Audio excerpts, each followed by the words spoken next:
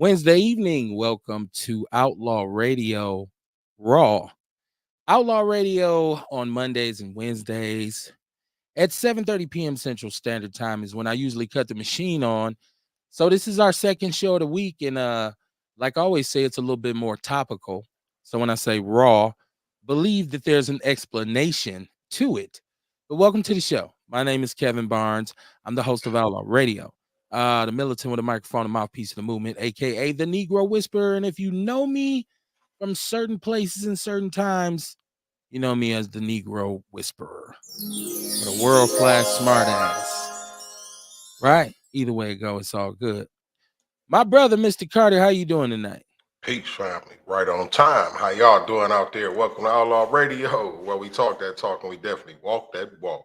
Raising vibrations and elevating thought. Y'all better come on in. I'm trying to tell you, I am the black woman lover, the black man's brother, the culture, teacher, hood, healer, the ghetto witch doctor. Hey, mama, there go the Samos man.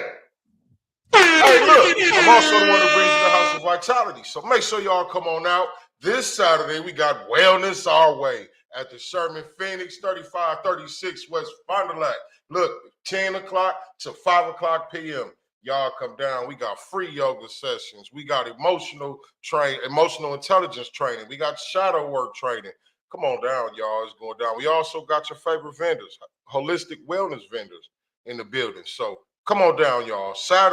This Saturday, May 4th, Wellness Our Way, Sherman Phoenix, House of Vitality, Outlaw Radio. You know how we do it. It's going down just like that.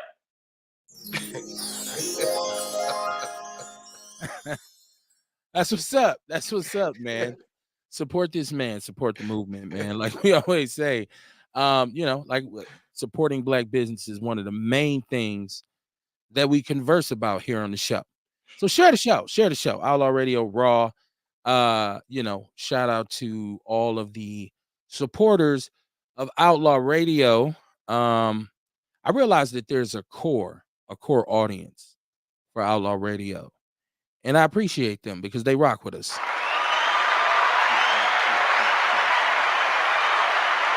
Yeah. See people out here with Outlaw Radio apparel on, which if you want to, get into because it's about to be t-shirt season, hit me up, inbox me. If you want to be a sponsor, such as my boy Fletch with EPU Personal Defense, EPUSDS.com is their website. Just hit me up. It's all about networking. It's not a cliche to say it takes teamwork to make the dream work. That is one of the most true statements that was ever said, right? So, how's your week been so far, my brother? How's your week been? Man, my week has been busy. Okay. That's what I asked for. You know what I'm saying? Right. So I appreciate it. It's all appreciated.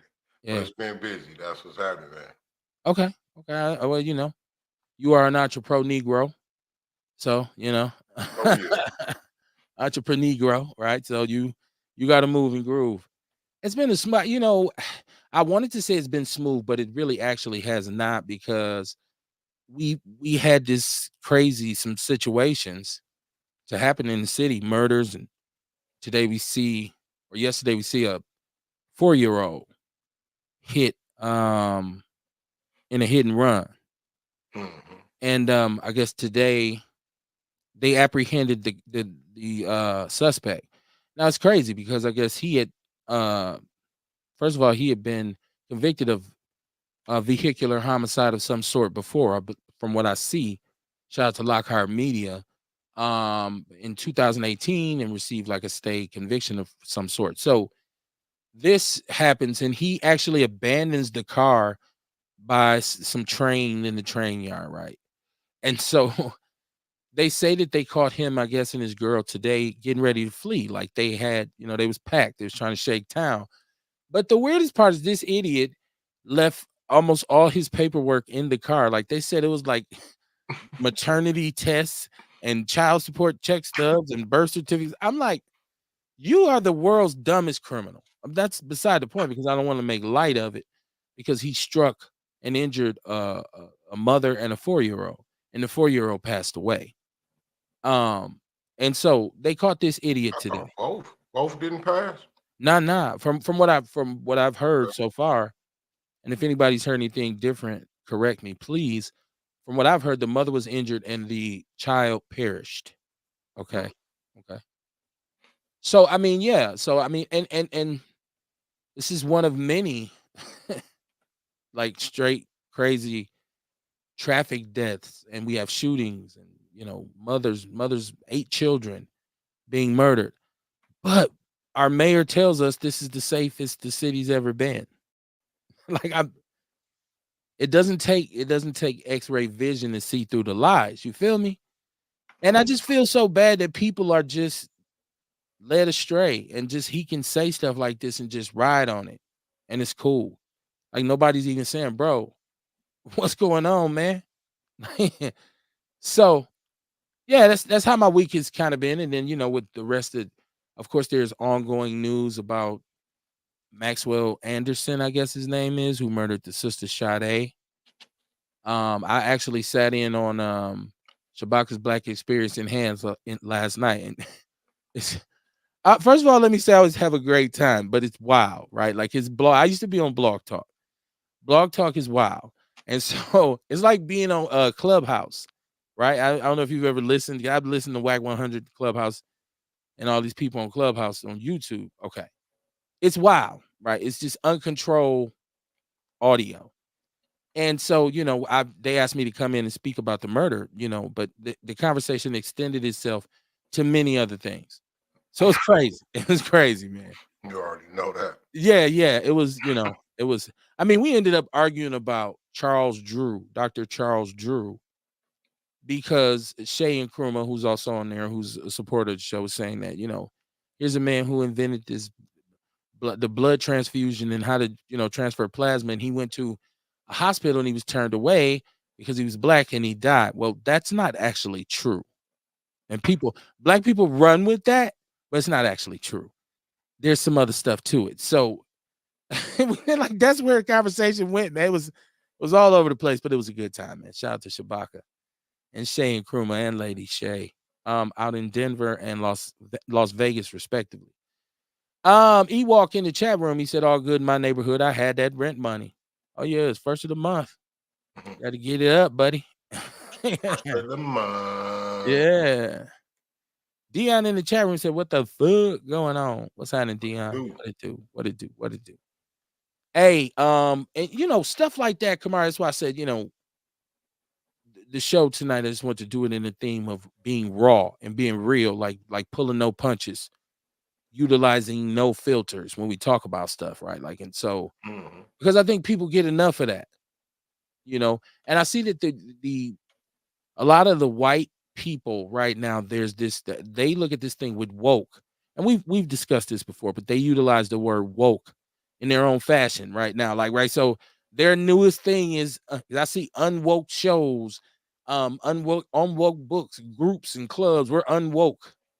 And all that really means is, I guess they say, well, they're not buying into the bullshit or drinking the Kool-Aid, not worried about PC, not worried about being nice, just worried about being honest and right. You know what I'm saying? So, white people, anything that's people rights, they say that's woke.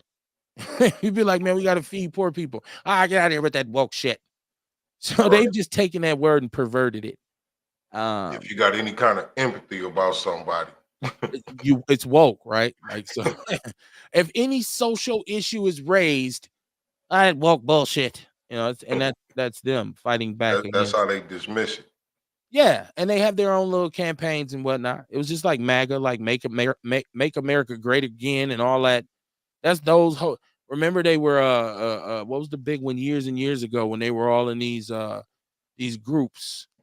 The little the groups, the militant groups. What do they call them? When they used to get with the militia. Right. They were all, militia, and they were going out to their little separatist right wing groups.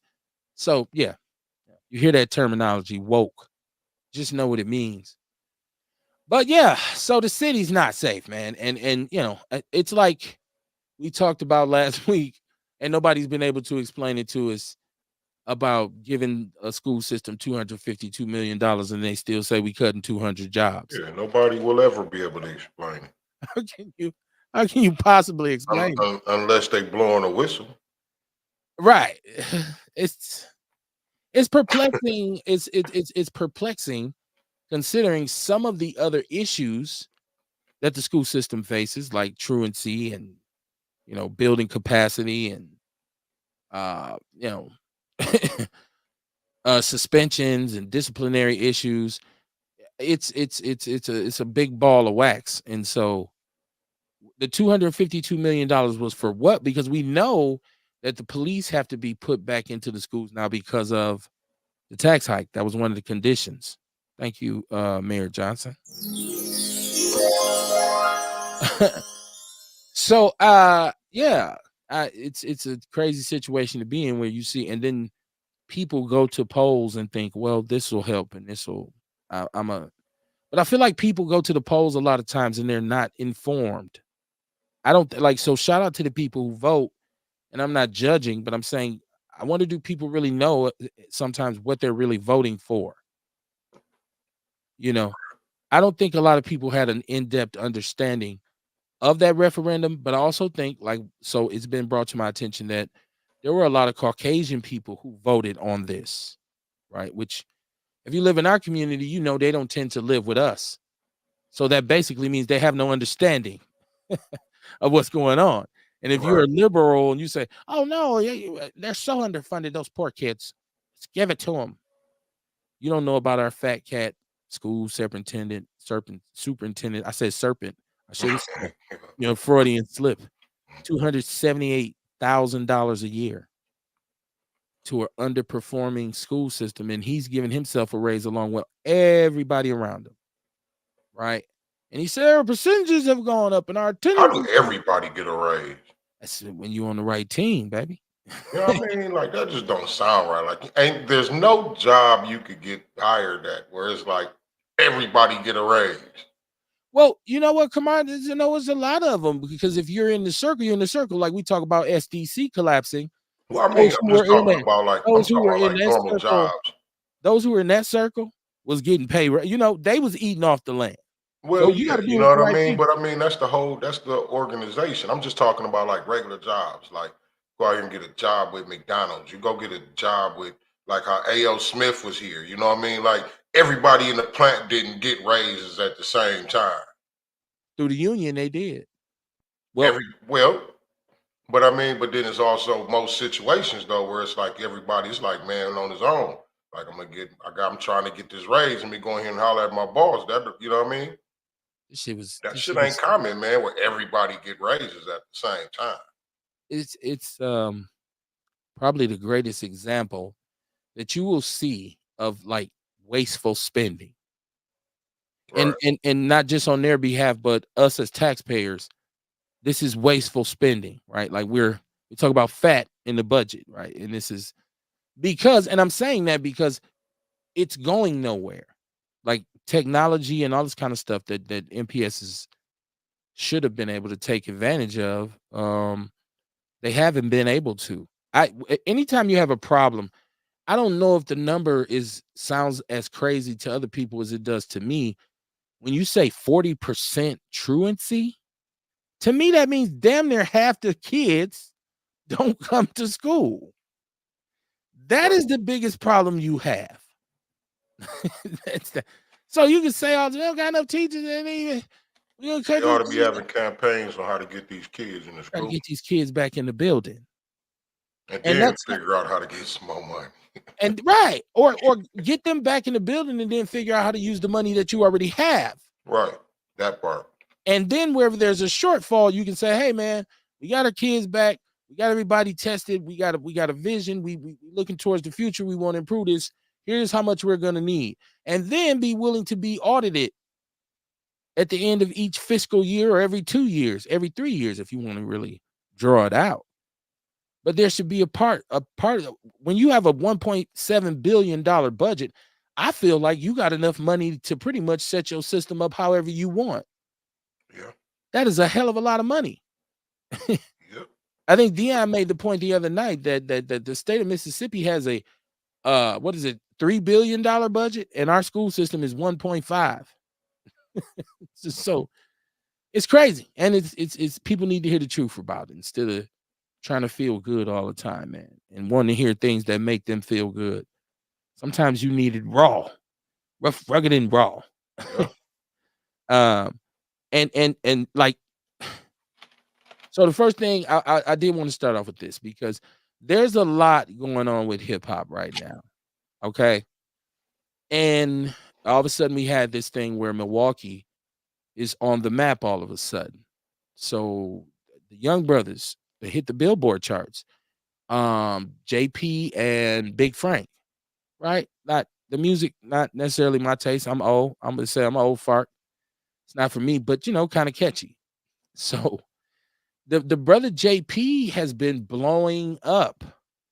I mean, he's blowing up, and so he's on the No Jumper podcast, and he starts talking about the fact that he had sex with another dude. openly and admittedly saying, and it was crazy Right. because Well, I you got to, because that video bit was leaked a while ago. was just a picture. There's no video. Well, I mean, it was a video that was made. You know what I'm saying? And the picture was a part of the video. Okay. I mean, yeah, we've known this. We've known this has been the, Right. So he got to admit it, man. Like, ain't no way around it. well, I guess Kamar, I think what bothered me the most is if you watch this clip is how he talks about it. Because he starts saying like, the main reason I wanted to just get out in front of it is because people had it wrong, right? And he starts just talking about this relationship that he had with this dude back in high school, and it was so super normalized, right? Like he was talking about this as if, this is just normal. He Mhm. says, but people got it wrong. They thought I was getting cracked, but I was the nigga doing the cracking. And everybody's like, yeah, okay, whoa, we getting that. And I'm like, whoa, hold on. It sounded like to me everybody was cool with it as long as he said he was because when I read the little byline, it said he has to clear up about because I know he gave props to Milwaukee. It's a bunch of brothers that feel down low brothers that feel like if they giving it, they ain't gay, right? But if Okay. you having relations with another male on male is gay. And like I'm gonna tell you, that whole situation, him, what he doing, it don't bother me. That's him. You know what I mean? And a lot of people, you see them on social media, and they talk about how men are mad. You know what I mean? Why y'all so mad about who he fucking and some and shit like that, right? And I feel like it ain't that we mad about who we fucking, or it ain't about him being gay or nothing like that. I think men are more upset at the forced, you know what I mean? The forced by it being that whole image being pushed on us, that whole agenda being forced on us. Like you have to accept this, you got to be cool with it. So now when you got men that's speaking against it, you know what I'm saying? Now now people were saying like we mad because we speaking against it, but no, I'm just talking about what I feel is right. Why can't I say what's right? What I feel is right. It's not about being mad, like and really be truthful. Anybody who would be mad would be another gay person because they would be jealous. You see what I'm getting at? Like men wouldn't can't be mad at that. You know what I'm saying? It's just this agenda that's being pushed that men are upset at. And the only people that would be upset about who he knocking down would be the gay people. You know what I mean? I don't like how um that community push it on us. Like you say, how freely he speak of it and laughing and joking with it and like it's the cool thing to do. And you know what I'm saying? I don't like that either. You know what I mean? I don't care what he do in his regular life, but I just don't like it being pushed on us like that. I still go back to the temperature. I still go back to the way the room was going. And I Hmm. did hear him say, well, everybody knew, like you just said. He said everybody knew, my guys knew. But shit, what was they gonna do to me? He's 6'5". He trained with my son in basketball They, when he was in high school and Kevin was going in the AAU, and they had the same trainer. So it used to be up 100 kids in the gym at Running Rebels and just be working out. But he was a big, strong athlete. So I'm like, okay, dude is, he's cool. And I knew he had went to Stevens Point to play basketball. So it was just like, okay, now I'm starting to, it made it even more weird when he said, but what you gonna do? Because maybe that's hetero fear. Maybe that's that paranoia that they talking about. Because when I hear That's that somebody like Diddy that shit. say, That's well, what that you gonna Diddy do? shit. It's like, oh shit, like hold Gonna on, do now. about it. Right? So, You but no, can have it, listen. man. This is a new day and a new world. I totally understand that. I'm not lost by that. I'm just saying, as a man, as a heterosexual man who's of a certain age, the energy made me uncomfortable. And like he had given props to Milwaukee, which was cool. And he had said that there's people here who grind and there's talent. And there's a lot of things here that are positive. But when they got into this conversation, I think too young black men have a different kind of perspective on it than a lot of us old heads, because we were raised in a world where it was really taboo. And that's not to say that people want to kill gay people or whatever. It was just like, okay, that was a niche. Like you got, oh wow, it was a big deal. Right. Now it's weaved into society, and it's just like, oh, okay, well, you're gay. Well, I'm so my question becomes, as a heterosexual male, when his song comes on, I feel a little weird listening to it. It's just like Frank Ocean. That song Frank Ocean had, the first one. At first, back in the day, I said it's kind of clever. But once I found out that he was gay, now I can't listen to the song. Dog, you petty.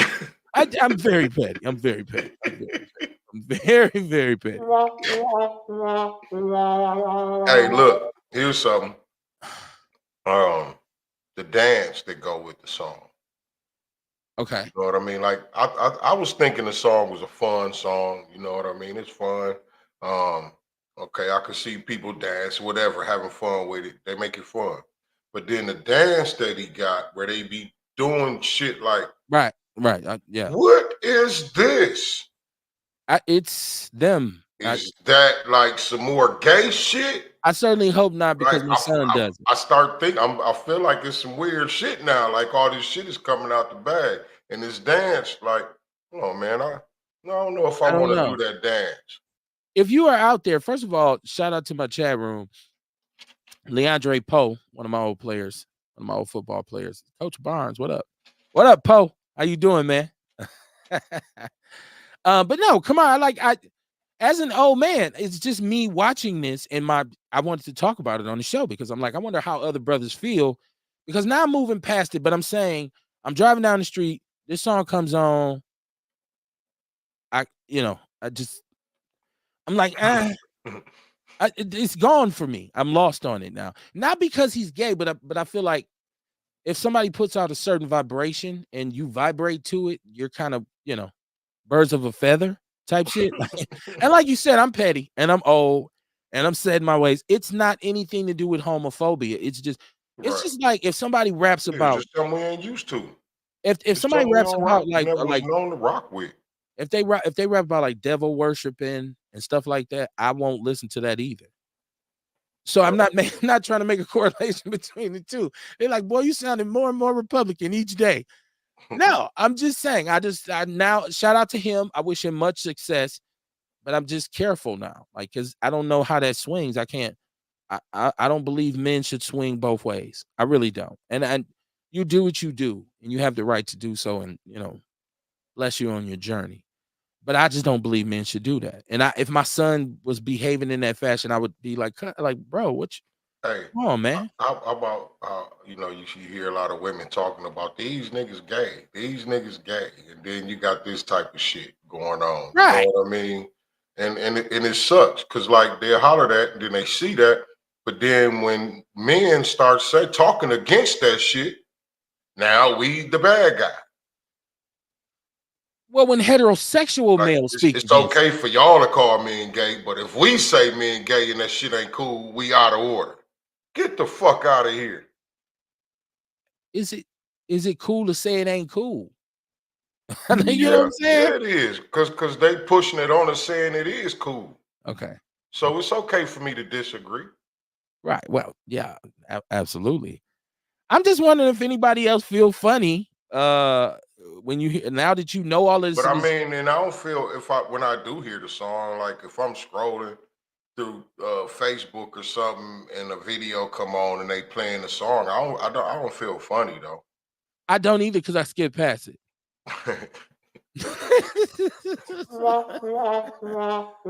It's just like I swear, Kamar, if I'm riding in my car and Frank Ocean I know the beginning of the song. If it comes on, boop, it's out of there. I can't let. Now people say, well, Kev, it's a double standard because you listen to Luther Vandross, right? And I do love Luther Vandross's music. I do, I absolutely do. But Luther never really came out like that. You know what I'm saying? Like Luther, he never really, I mean, he never like went to, interview and was like, yeah, man, I don't get cracked. I Luther do the kept his crack. private life private. Yeah. And there's many other artists that were gay, right? And so Mm. I just with rap music, rap music is about everything being upfront and transparent and clear and rough, rugged, and raw. So for me to listen to a gay rapper, if I know, because people say you've been listening to gay rappers, you just know. You listen to Puffy, Right. All right. take that. This is a subculture I'm starting to discover. This whole thing for especially young for black men, I never paid attention to it. It is a subculture now. This bisexual kind of thing where men are, and they'll say, like I seen people saying, shout out to that young brother for living in his truth. That is very true. But I'm just when the streets that I came from, you couldn't really get down like that. I mean, out in the open. Like he's saying, everybody knew. Like if you came around my crew back in the days, I don't care if you rap, I don't care how cold you was in basketball, everything. Everybody would have been like, "Oh man, cuz we can't fuck with you, bro." Now I can't fuck with you, man. It just so whoever was in the clique that was gay, basically, they would never had admitted it and said, "Yeah, man, man," because he would have been, uh, uh, uh, you know, sent away, exiled. Ostracized. Ostracized. That's a good word, Kamar. I like that. He'd have been ostracized. Nothing against gay. I know how it sounds. I just like if as a straight man, like why would you like even for gay men? I don't know if they like to hang around a bunch of straight men. I think they prefer to be around gay dudes, right? Like so. I prefer as a man to if I'm gonna hang out and kick it, let's all be straight. So it ain't nothing personal, man. It ain't nothing Nothing personal. personal. Nah, man, it's just because everybody has their preferences, and it's all good. Whatever you love, man. Whatever you love.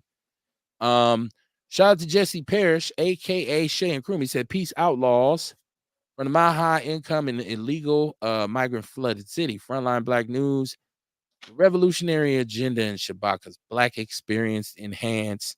We appreciate Kev for coming on last night, man. I had a great time, man. I had a great time. I told y'all before I left it. This is the most fun I've had in a long time. Cause I I talk tried to shit. make it, man. But, I've been like I said, I've been real busy the last few days. It's all good. Believe me, I talked enough shit for all four of us. Like, I bet you if, did.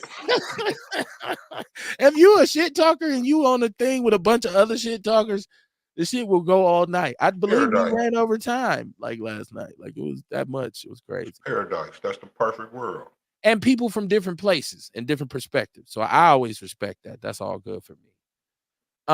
He says, oh shit. Okay, so let me catch Ewok. He says, God said be fruitful and multiply, not be fruity and fuck your guy. Wow. Ron Burgundy, just reading the damn teleprompter, right? If when we start getting into that part of it with like biblical stuff, that's a different conversation too, because a lot of people who would quote that part of the Bible and say that that's a sin, but they break every other thing in the Bible and sin. So it's like, everybody pick and choose they sin. yeah, and they pick and choose which one they want to tell you about. Yep. Straight up. Shay says if you disagree, they call you heterosexist, homophobic, transphobic. What the fuck do those words even mean? I just don't agree with the sexual deviant behavior and lifestyle. Hey, Um, hey, hold on once. They say homophobic, right? right. But ain't didn't they say it was bad to call him a homo? Well, yeah, you're not supposed to say homo. No, Right. right. That's So why is derogatory. the word homophobic even a word? Because you calling them a homo. He's saying, well, you're You saying you don't calling them like homos. homos. You're telling him if you gay, you saying you don't like homos. If you're Right. homophobic, And so you calling them a homo. he's calling himself a homo. Right. It's But it's I can't. don't you dare, unless you're gonna say the whole. Yeah, Some bullshit, G. it's so much to get you lose sight of what you was originally there for, right? Like what the fuck I come in here for? It's confusing. Shout out to Carrie Walker Jones. She said, I don't like the fact that some trans think it's cute to fool heterosexual men. I had a gay female palm as my niece as once, and she said a gay palm my ass once. A gay female palm her ass once, and she said I spent a long time trying to mess her up. I don't appreciate another person imposing their wishes on me. Shay said Kev did a great job holding down the Outlaws, no doubt. Yeah, man. This is hey. What he do? Ewok said, "Well, the one I picked was a good one. Damn it. What are we talking about The here? one what you picked. Ewok, what are we talking I about?" know Ewok. I'm just saying we just said a whole lot. And Well, we no, he's gonna explain it. If yeah, he'll go be like, on and hold on, goddamn explain that Ewok. That's no Diddy, right? That's Oh my god. let's just throw that out there. No Diddy. Yeah. I no, it's a weird dynamic. He said the Bible verse. The Bible. Okay. Okay. Oh, okay. He's saying the sin that he picked was a good one.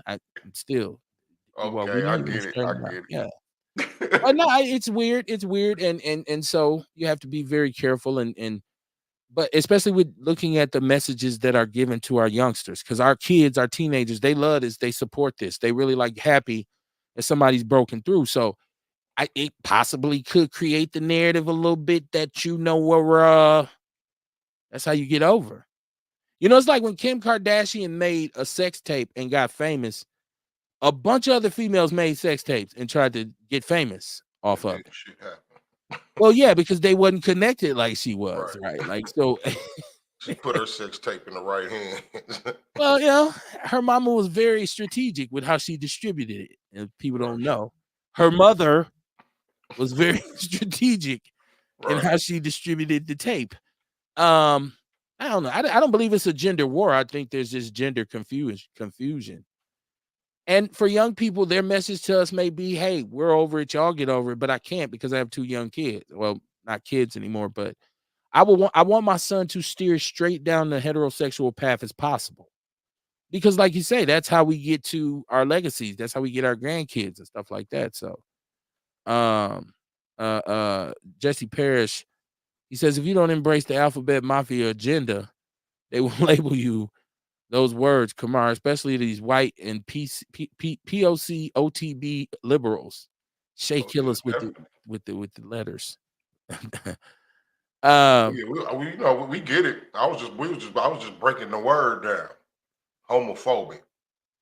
right. No, I was talking about Shay. He always uses white POC OTB, like Oh, FOADOA, like he be on them letters.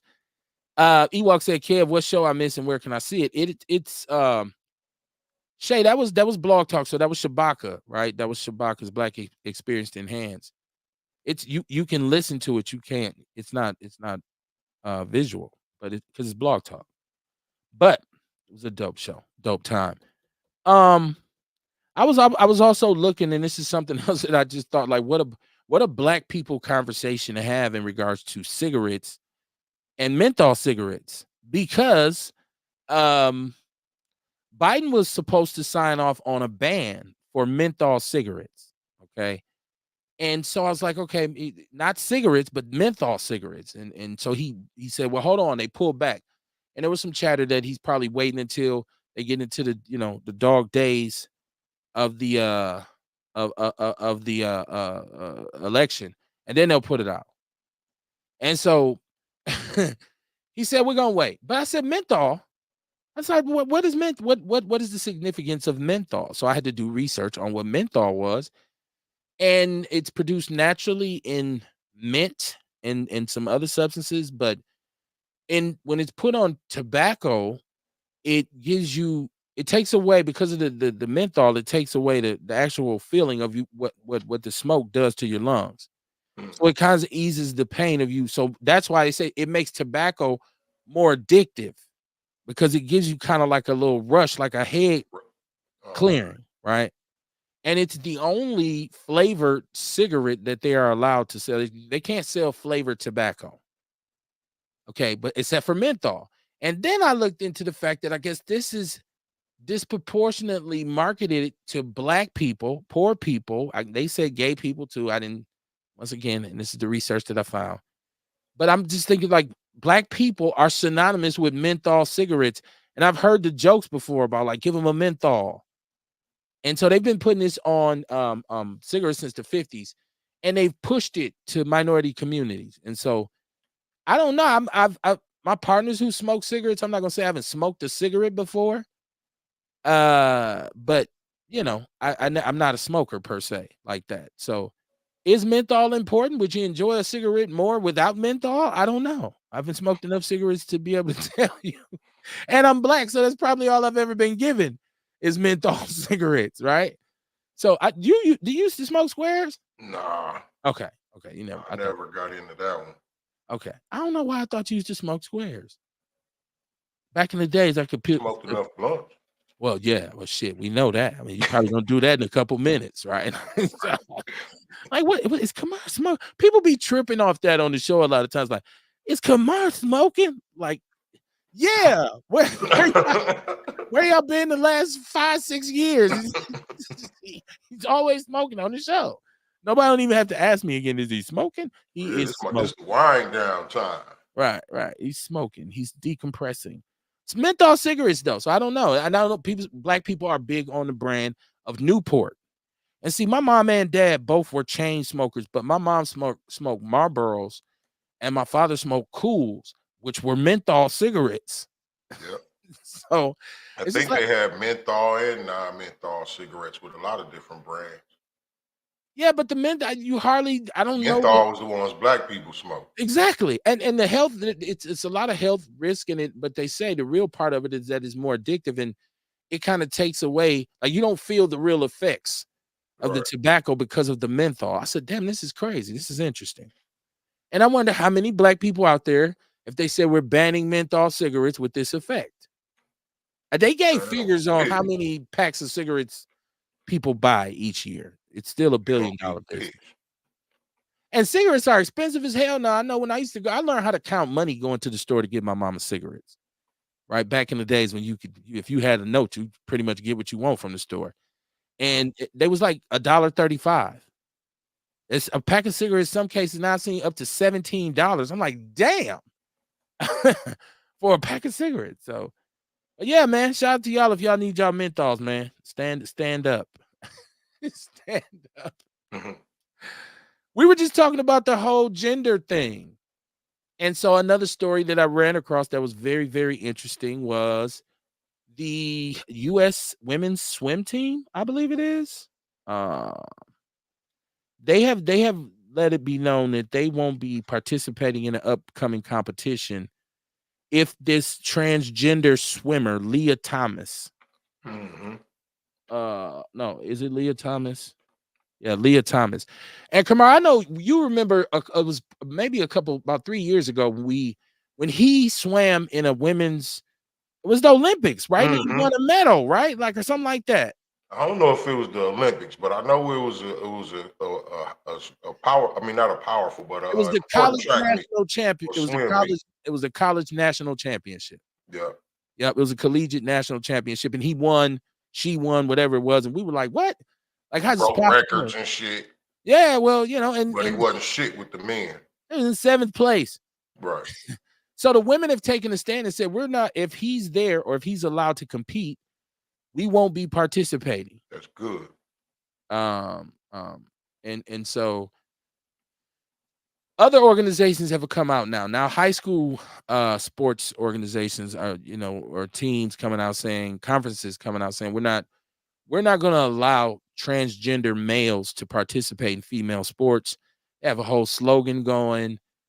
I don't understand the whole thing. Why man? Because what I keep hearing, Why would he even want to? yeah. Because what they keep saying is, well, I'm a man. I'm a man. I'm a man. Okay, well, why are you competing with women?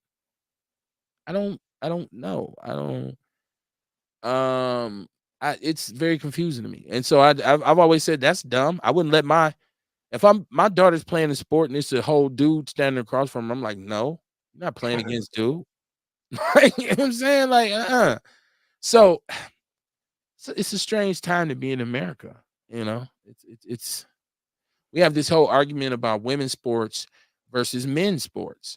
I think the fact that a transgender who was in seventh place against men and goes and competes against women and breaks records is a perfect illustration of why men's sports are better, not even better, but just more intense and more demanding than women's sports. Women Right. can't compete on that level. I don't even know why it's ever been a question. Dion is saying, talk about the brother who was murdered unjustly in North Carolina. The police or the brother who was murdered? I know there were some police murdered up there. I'm not up on North Carolina news, Dion. I'm really not. I'm sorry. I'm just, if somebody out there know any information about that, I know it's been mass murder, police killing people all over the place. I don't know, man. Dion. So if you know, I'm sure you'll call in. You can tell us about it then. I'm not up on it. I'm not gonna fake it.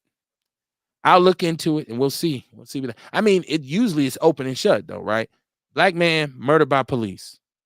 How many times have we seen this, Kamar? And it's a trial and it's marching and it's protesting and it's And then and it's then it's all and then it's back to the regular, back to your regularly to the scheduled regular program. scheduled program. Yeah, yeah, yeah, yeah. Let me see. Kerry Walker Jones. A man is a man. He couldn't win anything when he competed with men. Now he's winning everything. Right. That's what we're saying. I don't. Why is this a question? I don't understand. Like when we talk about this kind of thing in our country, like it's like people have tried to reinvent or redefine masculinity, right? Like, and I don't understand why. Why do we need to do that? Like, okay, if women are liberated and they just get more rights and I'm okay. I'm all for that. Nobody wants to see women get trampled on or mistreated. But at the same time, I would expect to still be treated as a man. There is a difference. This is why God made two sexes. There's a woman and a man, and they're different. So I just don't know why this is I don't know why this is a debate. Right. And that's what I'm saying. I don't know about when I look at this brother JP, I'm hoping I think he's doing a good job of saying this is my truth. And I don't want young men thinking that this is now the thing to do. Because when rappers do shit, it becomes trendy. This is why people got tattoos all on their face and all over their body now because rappers did it. You know what I'm saying? So I hope young men now ain't saying, well, JP said it's all good, so I'm gonna go out and crack me a dude. Yo, hold on, son. That's still not cool, man. JP said, Right. He said this shit. He was doing the cracking. I seen that shit. I said, what? Ain't that some shit?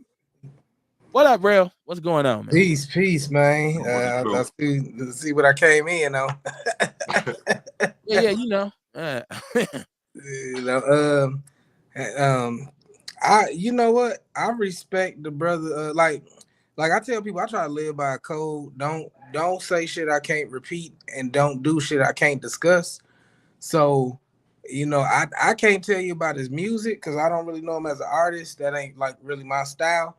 Uh, you know, but what I can tell you is, shit, when I see like the snippets of his interviews, I can respect how he stand 10 toes on whatever the fuck he said or did. You know still, that's the shit I'm talking about. what? That's the shit I'm talking about right there. What happened? I Because feel like we he I feel like stand we 10 toes. I feel like we pussyfooting around the issue. And What? I What's feel like it? I feel like people are being too safe and saying, well, I respect his truth and that's cool instead of saying, oh, that's some bullshit. What's the bullshit that he like fucking dudes? To me, that's some bullshit. That's him. Shit, I know. I guess for me, it's like I can't speak favorably of that. I can't say it's cool. I ain't gonna it's speak cool. favorably of it. I'm saying that's him. Like me personally, I don't think it's any of our business what anybody do in their bedroom, hetero, homo, whatever the hell, you know. But because people tried to out him, I guess he stood on that shit. Like, yeah, that's a part of my life. It ain't like he said, "Hey, guess what, everybody." Like this whole thing became a topic because motherfuckers tried to, I guess, out him. Yeah. As if he should have been ashamed for some shit that he take part in. I get all that, but there's a way to go about this. I think you could just say, hey man, you know, I don't discuss my sex life. Everybody know what it is. You know, let's talk about my music.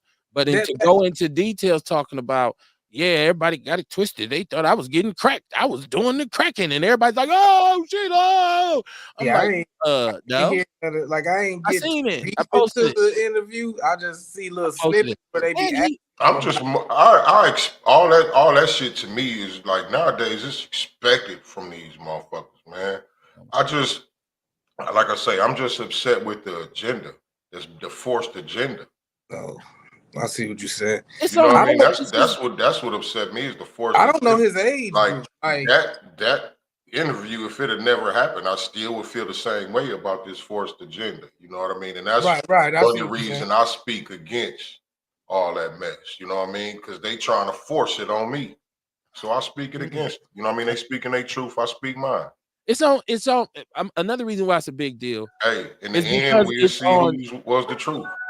Another reason it's a big deal is because it's on No Jumper, which is one of the top podcasts right now. It's one of the top podcasts. So anytime you put this on No Jumper, it's hundreds of thousands, millions of views. So I just feel like I don't want to put a narrative out here for young men who are really influenceable, in particular with rappers, in thinking that this is for me as a man, this is not acceptable behavior. This ain't got nothing to do with homophobia. For me as a straight man, it's not cool to do that with another man. And if that's what you're on, I prefer to hang with some other people. And I can say that out loud. Now, you say, well, they tried to out him. That's cool. That's fine. And you, like you say, you live in your truth. But I think it's how he's doing it. If you watch the interview, I was just a little uncomfortable with the energy. Let me catch the chat room. I asked, why is this a question when we start talking about masculinity and all this kind of stuff? He said it's a question because the left needs something to bitch about. I mean, damn, I ain't got my glasses. I just realized that when that comment came. The right bitches about it a lot too. That's why they try to shut shit down. Oh, we're not gonna have our convention there because you're gay. And they so Mama Jigga said, good evening, my outlaw family. Let's make it do what it do. Did y'all see little buddy on the TV outrage, cursing about the 4-year-old baby getting killed? Cool. He said, my sincere condolences goes out to this family. But my question is, where's the plan to stop this reckless driving? I've always said, take these fools out the cars that don't have tags and stop letting them go free. This man had already killed someone else. Very pissed. I totally agree. We talked about that in the beginning of the show. I pointed out that because he was apprehended today along with his girlfriend, his ride or die. But this dude was a complete idiot. He left like DNA papers and child support papers and check stubs and bills and all kinds of shit in the car that he abandoned by the train tracks, the one that he actually used to that he was driving when he hit the 4-year-old. Dion, what's popping, man? What up, gentlemen? Hold on, Ruby. Shut up. Peace. Yeah. Hey, how you guys doing, man? I'm about to get ready to hop on this highway so I can get back and make my debut on Outlaw Radio. And the real, I got off a little early today. Yeah, so, Kev, man, it was a young man down there. You know, they slaughtered, he slaughtered 4 of them, but, they slandered his name, made it seem like he's the biggest criminal. He was getting served for a felon with a firearm. I'm wondering how y'all serve him with a felon with a firearm, because, them laws in them other states be different. He must either eluded the police, been on a bill or something. But yeah, he whacked 4 of them, you know what I'm saying? Like Malcolm said, the chicken coming home to roost. I got a lot of feedback from him on TikTok, and there's a lot of black people on there. We like, he a hero. You know, we tired of the police doing that to us. You know, and I'm just gonna be frank, man. I don't feel sorry for white life being lost. You know, especially in that manner right there, because they don't feel sorry for us. See, I don't have no empathy for them. They ain't never had none for us. They still don't.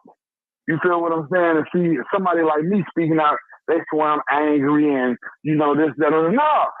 I have grown up to see what you have did to my people over the last 400 years, and you still doing it to us, and to sit up there and lie in our face. So when one of us could get off on one of y'all, and even though he lost his life, more power to him, may he rest in peace. You understand?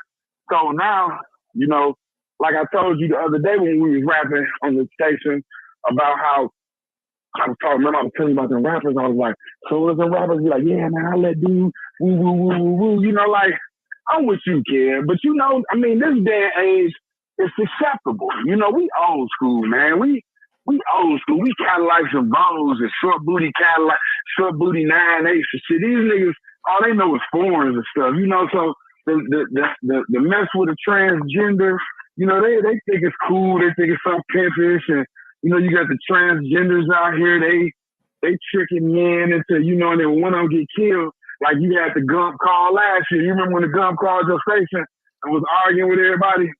You know, if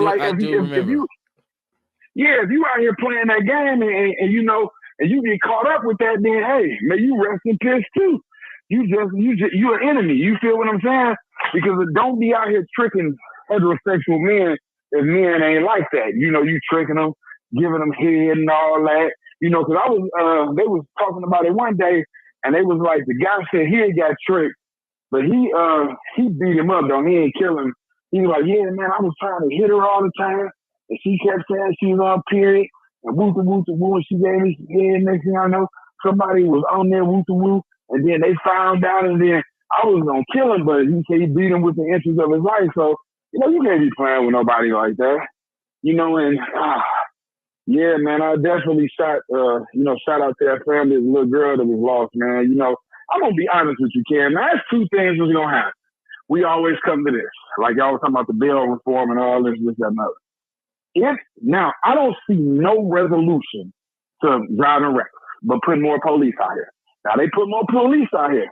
Niggas like me, because I know I drive over the speed limit. Matter of fact, you might even say I drive a little reckless, but it is what it is. So you understand what I'm saying? So, they put more police out here, then guess what?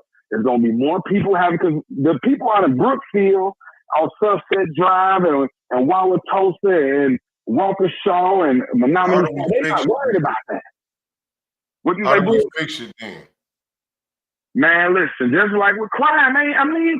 So we just say, fuck it? You know, I don't know what we can do, bro. I'm going to keep it a buck with you, my guy. You know what I'm saying? I don't know what we can do, man. You know what I'm saying? Because if they add more police to our neighborhoods patrolling, a lot more of us gonna have encounters with them. Get stopped. You might be going 5 miles with each other in these cars. What you say? I said we having encounters with each other in these cars. It's still tragic. I don't know, bro. This is the only thing I can say. Is just be careful what you wish for. Because remember back in the days, everybody wanted more tough on crime and let's lock them up and this, that, and other. And look what they did. They came through here and destroyed the whole community. You understand what I'm saying? It also ended the epidemic too.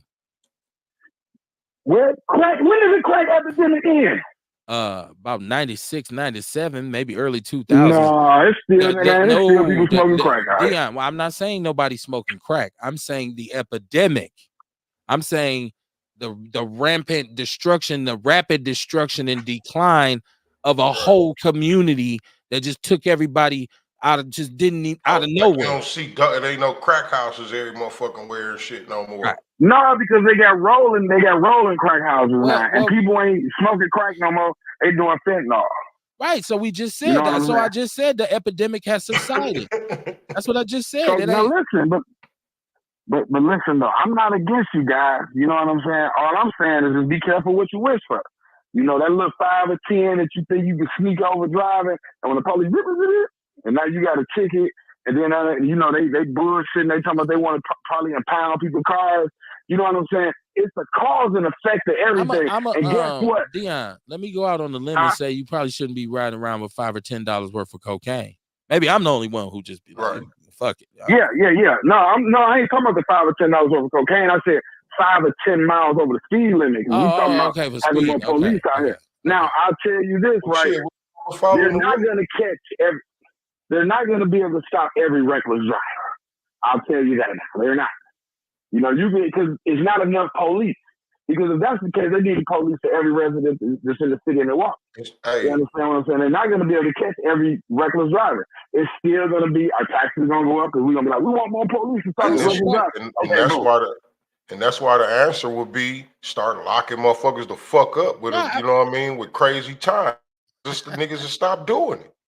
Well, that's what I was finna say, Kamar. Like, I don't believe anybody on this panel. What's wrong with what's wrong with following the rule? Putting more police on the street. We've always said over policing is bad. We agree with you on that, Dion. We don't want we don't want to be occupied. What's wrong with following the rules? Listen, like I said, I gotta drive crazy. Like it's a lot of us competent ones. Hold on. It's a lot of us competent ones out here. Hold on. Let's not talk over each other. Go ahead, Kamar. It's a lot of us competent ones out here driving crazy as shit. Like Dion, you just said you drive reckless. Like, what's wrong with following the rules? It ain't okay. He said, I mean, he's trying to think of a reason.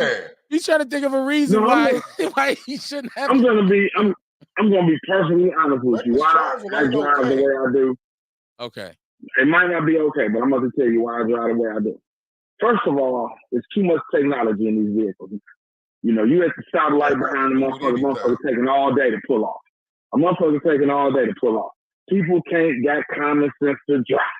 You understand what I'm saying? So I get frustrated. When I get frustrated, I put the pedal to the metal, and I'm ahead of the crowd. You know what I'm saying? So, you know, it's many. I ain't gonna lie to you. I get frustrated. I ain't gonna lie. I get frustrated as hell. I feel like people can't drive. They sitting there pussyfooting. They on their phone. They trying to have FaceTime. Hey, I think impatience is a mental issue. It could be a mental issue. And you know what? I ain't saying that to be funny. I'm talking I know you ain't doing real. You know what I mean? Like, cause okay, check this out. What's the purpose of being in a rush? If you running late, if you running late, you need to just leave earlier. It's simple. Yeah, I hear that. You know, you need to be on time. You got to get your timing together better.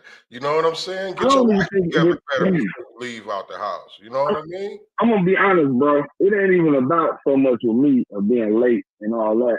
It's about the bullshit people. You know, if you were the green light, come on, man. They like the green light. I gotta sit there behind you while you scrolling on Facebook, while you sitting up there looking. Yeah, we all dealing with that. What I feel like I hear you saying is, you don't want reckless driving to be regulated so that you can still drive recklessly. Like, no, hold on. First of all, fuck all the people that's done died and then got hit. Don't fuck with this shit. Don't regulate this shit because Dion gets frustrated and he wants to speed. That's what I'm hearing you say. Man, listen. I'm gonna take whatever comes along. We all deal with the same thing. I'm gonna take whatever handle it better than others. Let me catch my chat. Let me catch my chat. Scott says I'm with Dion on this. There's no point in putting more police. He said Mo. There you go, Scott, with the racist shit. He said there's no sense in putting more police. He spelled it like ebonically out there. The DAs that keep getting elected by the left keeps letting them go. Oh man, you hot with the left, I see. He says, truth, Kamar. He's agreeing with you about why won't you just follow the fucking rules?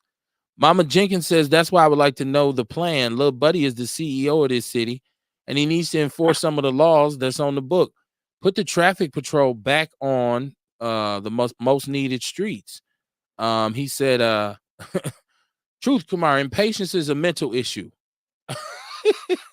Mama Jenkins said, we got a lot of frustrated people driving around without license and no tags. These stupid motherfuckers don't care about other people's lives. Lock these bitches up. Get them off the street. So that's where I was going, Dion, is to say nobody on our panel have ever endorsed adding more police, right? Like to this problem or saying let's park a car, and every time you 20 miles over the limit, you get pulled over. What we were saying was when people commit these crimes, especially when there's a crime where someone was hurt or possibly killed, you get a sentence. You get a football number. See, that come out tends for to a while. that tends to change. You know, even criminals on the street know, like, man, hey man, we be cool, man. They giving motherfuckers 50 years for this shit. Dog, Right? Like, remember so back in the day? if we go back to the dope game, I remember when those laws that you talking about was passed, and brothers started to know what they was giving out. So it's like, They was yo, talking about a year man, I for gotta every get rid of rock, this 10 shit. They years giving for niggas every rock and 15 shit. for this, right? That's what I'm saying. So that's the point, Dion. Well, I'll tell you this, right? And you're a smart guy. You do your research. It's a lot of states that got the death penalty, and they murder rate ain't no different. And if your ass to get fried, died, or laid to the side, if you kill somebody in that state, I ain't stopping the nigga. But we don't care if there's a police on every corner. You understand what I'm saying? Because eventually, if you're a criminal, like I know, I'm still criminal minded. I don't catch cases, but I know where police at when I'm driving down Good Hope. And sometimes they creatures of habit. So I know it's gonna be a police right there as soon as I past the gas station on Green Bay and Good Hope. He's gonna be right down the street. There's gonna be one over there. Somebody driveway ducks off with his lights on. We start trying to map out the situation where these motherfuckers at. So okay, I'm not gonna go down this way. Because I know with some streets, like if you go down Capitol towards Wauwatosa, it's a goddamn motorcycle cop on every corner. Just like on 35th towards just like when you going towards 35th to Capitol, it'd be a little police on the motorcycle. You know what I'm saying? So like I said, it is what it is. I throw my hands up at it. I just, it's sad that people do be losing their lives, man. You understand what I'm saying? Like, it is. It's very sad that people, but 9 times out of 10, like I said, regardless of the police, and we put more cops out here, even if the Marines out here in a patrol car, they ain't gonna stop people, you know what I'm saying? Niggas still gonna do what they gonna do, you know what I'm saying? So I'm about to hang up and I'm about to listen. I'll probably call one more time before, but I'm trying to get out of here because I gotta head over to Chicago and get over, I'm gonna jump in the car with her and then we're gonna be on the highway here to Alabama. And then I look forward to talking some shit Saturday. I'm probably gonna try to be as handsome as I can so one of these old niggas to choose a real nigga, you understand? I'm gone, kid. I'm a real nigga, man. I'm a real 10 toes down. You heard? Right. I'm out of here, man. Yes, sir. Hey, yo, I don't know how you follow that, but hey, yo, okay. I feel like we can't say that it's messed up that people losing their lives from this messed up driving, and we doing it and saying, "Oh well," at the same time. Yeah, that was kind of just weird. ain't cool. That, you know what I mean? Kind of weird. It ain't cool. Like I drive reckless out here, but then I'm saying it's sad that people losing their lives from reckless driving. Yeah, people have that's what I say. Double standards is a motherfucker. I just had to say that. I'm gonna back up off of it now. I had to get that off my chest, man. Mama Jenkins said there's been 31 vehicle deaths this year already, right? And shout out to Vince Tony's in the chat room. He says, Deborah Jenkins Simmons, you think that has anything to do with the bump outs? Well, once again, so we start talking about solutions, okay? And the solutions, as usual, are they have to be practical, right? So it has to be something that you can actually put into effect. And so changing laws and then effectively going into schools, once again, even though that they're half empty, and even though that half empty is half empty, you have to implement driver's ed again into the school system. Now, look, the parallels here are when you took shop for the most part in vocational education out of the schools, our kids have suffered, right? You saw what happened. When you take driver's ed out of the schools, our children have suffered. You see what's happening. I'm not blaming this all on driver's ed, but I'm saying that really earning a driver's license and going through that and learning how to drive is key, right? And so when you know that you'll get a football number, when you have planned tactical, because you can take what you have with your police force and be tactical, right? And say, okay, well, it's like just starting out at where the most fatalities are. I'm not saying that they're not doing this because I don't know what they got on their board in the morning, but it makes more sense for me to say we are going to come up with some task force. And I do think that the city and the county, here's a chance for y'all to touch and agree and say, let's do this jointly. Because then it ain't gonna be no, we ain't got enough. Because the sheriff's got motorcycles. All they do is ride around the park. Like, so it could be joint task force. Strategically, there's a way to do it, but it requires leadership that thinks outside the box. Okay. Let me see. Zeline, shout out to West Side. He said it's our peeps though. Which what our peeps doing? What, Zels? Clarify that for me. Vince said, good point, Kamar. Maureen Bishop said, speak, Kamar. That's how she said it. I'm convinced that's how she said it. Mama Jenkins said, maybe Vince, but I'll look at the data. This is my partner here. Westside, he said, we already have laws. We need sentences. Sentences. Yes. Yeah, sentences. And it don't matter if my peeps, Zels. Listen, everybody can get it because I could get it. You know what I'm saying? Like I can't say except for my people when. And the thing is, if you causing harm to the community, you can get the fuck out the community. You should be. What he said. Straight up, man. This shit ain't rocket science, dog. Right. What he said. You know what I'm saying? Like, yeah. If you doing destructive shit to the community, you can get the fuck out the community. Go do that shit to the white community. Instead of us making excuses and and we kind of make this like heroic and say, and I'll be out here storming. Like, that ain't cool. Now let me see. This is Rustin Provence. I hope I'm saying your name right. He said, if we can't pass down something as simple as the value of culture, then how do we expect them to value knowledge? Wow, that's deep. Right. I think he went a different direction. I like that. Vince said, Deborah Jenkins Simmons, let me know where the data can be accessed at. And Zeladon saying, that's what I'm talking about, okay? Well, yeah, we need sentences, but then you have to look at who's in the court system, right? So we're looking at the DA. Like, everybody has to be on board for this. And a lot of times, now, correct me if I'm wrong, but this individual who hit this 4-year-old had already murdered someone with a vehicle, I think in 2018. Y'all let me know if I'm off base. Now, and look, now if this motherfucker had got caught up and got hammered with 20 fucking years for that shit, he'd have been gone. Yeah, he wouldn't. Yeah. And when we had the mother and the father on here, the young brother who was murdered. Yeah, that was the case where this individual probably shouldn't have been on the streets. I remember a very crazy accident a couple years back when a young man had stolen the car, went to school, gotten kicked out of the school for stealing a car, came back in the stolen car with his homie in there, swerving, and hit the bus, and almost decapitated his friend. Right. He had already stolen it. He stole a car, got kicked out, came back to the school in another car. Right. So a lot of crimes in Milwaukee where you say, well, this individual was already out on this. Look, even if the security guard who murdered the brother in the store on Teutonia had already murdered somebody years ago as a security guard somewhere. And so it's crazy, man. This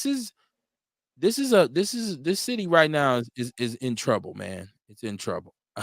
It's in trouble.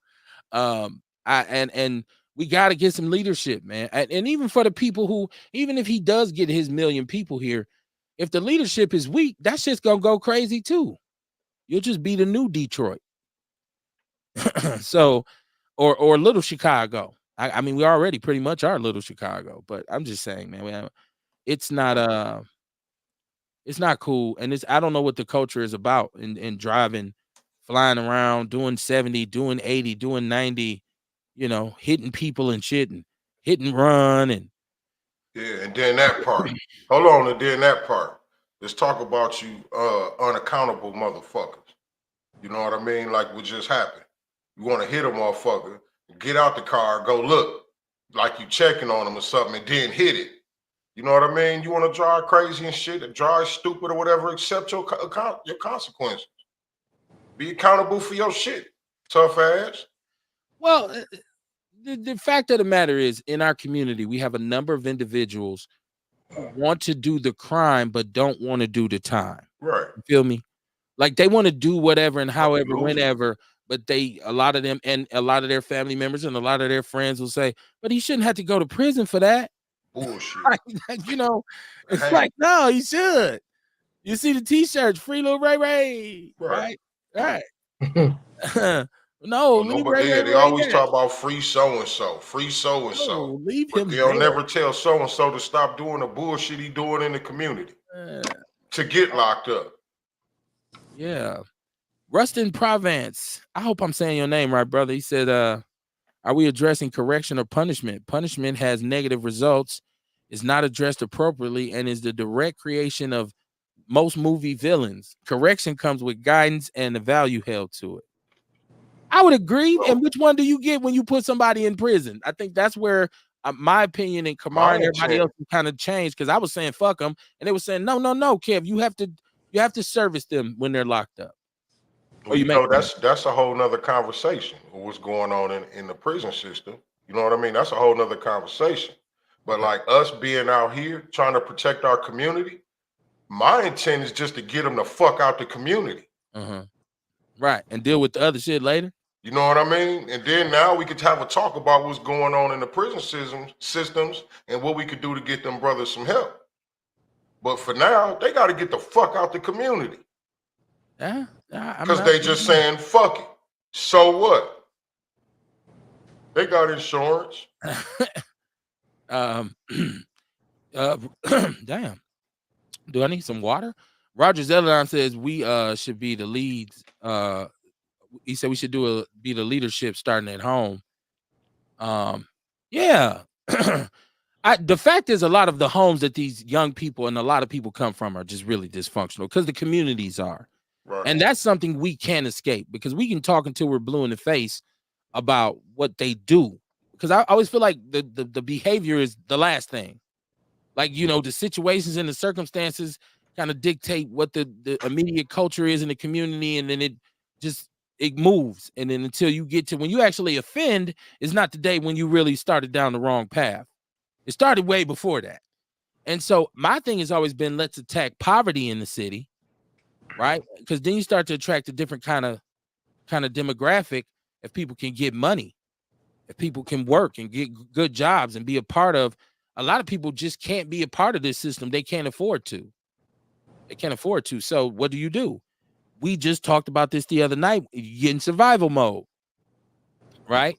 And then that becomes a lifestyle, because in survival mode, there's no rules. It's like, whatever. Shit, we out here. That's what that term means. I'm out here. I mean, I'm in survival mode. I ain't tripping on you. Yeah, I know it's wrong. I'm still going to do the shit. Straight up. And for that behavior, the consequences are more often than not either death or incarceration. I wouldn't wish death upon anyone. I endorse incarceration, because maybe you'll get saved. Maybe you can turn your life around. Right. How about this, though?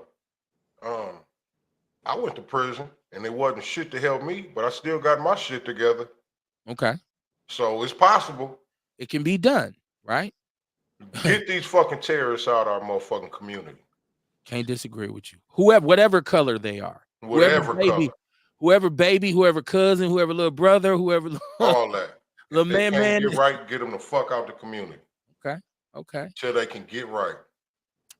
Vince Tony says at the meeting last year, when the mayor, county executive, and the police chief announced re-engineering the street, Chief Norman said that he was not enforcing traffic laws because the community would be upset with him.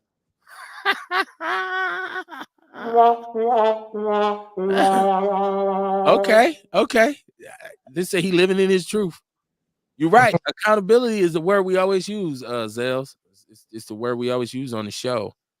Mama Jenkins said, that's exactly what I'm saying. I drive in Tulsa just about 4 times a week, and you don't cross 60th and Center running fucking red lights and driving 100 miles per hour. Right. Do that These shit. bastards need to be put out of the community. Okay. Sound like y'all endorsing a little gentrification here. No. We endorse and keep our kids and elders and friends and family safe. That's what we endorse. Out of here. We endorsing gentrify their ass to prison. That's what we endorse. Gentrify to prison. Okay. Send their ass to prison. Shit. Get your shit together, man. I remember a time says, when I felt like I wouldn't wish that on nobody, but I was in the streets at that point. right. Now I got kids to look after. I got a family. I got me. You know what I'm saying? So it's more important. Rustin says, but what we thrown out comes back. So why not start at the revolving door? I'm not disagreeing with you. I think when we started talking about prison reform, that's entirely a part of the conversations that we have. The whole system is fucked off. Well, it's not doing what it's not supposed to do. It's actually working because it's not supposed to be for us. So Zeladon says, back in the days, the block, the street, the hood let you know what's cool or not. Yeah, that's that culture. That's Hey, that look, culture. and then let's be real too. You know what I mean? Like the shit that motherfuckers is going to prison for is like weed. You know what I mean? The prison full of motherfuckers with weed cases and shit. Like cases that ain't even violent. You Okay. get what I'm saying? But then these cases with these motherfuckers stealing cars and killing people with them and shit, they getting slaps on the hand. Yeah, they are letting. It's amazing how the stuff people get out of jail for. But once again, you never know who's working with them. So that comes into play too when you see somebody who can. That used to be the thing we would say is, how can he be out and he done this or that? He got to be talking to them people, and a lot of them are realistically. Rustin Providence says, I spent 13 and a half years in prison without parole. Now I'm running for Wisconsin 3rd Congressional District Congress. See how prison helped you, brother? Yeah, tell us That's more all I'm about saying. It helped me too. Tell us I more did about all your kind of campaign. fucked up shit. You know what I mean? Now Tell I'm us more pumping about good your into the campaign, man. community. Tell You us know more what I about mean? your I'm turning campaign. the tables back over. So you know what I mean? Like I said, when I say send their ass to prison, I'm saying it with good intent. I know a lot of brothers that went to prison and came out and got their shit together. Tell us more about your campaign, my brother. Tell us more about it. Let's see. Let's check you out. Send me your information. We'll see if it's something we want to get behind. Like I say, we work with everybody, but we don't rock with everybody. Mama Jenkins says safety only, lock them up. Okay. It's an ongoing conversation. And believe me, something will be done. Something will be done because ultimately that's what they're gonna do is they're gonna really start giving people time. And young people. But the reverse effect is we'll turn around as a community and say, why are you locking our boys up though? Right. Why are you locking them up? That's us. Why are we, it's like the whole suspension thing in school where you say, well, you guys are suspending 7 out of 10 black students, 6 out of 10 black students. Okay, let's look at the reasons for suspension. Okay, because kids should not be able to do or get away with certain things. And you can't have a kid in the classroom who is above reproach. Like, fuck you. You can't do nothing to me.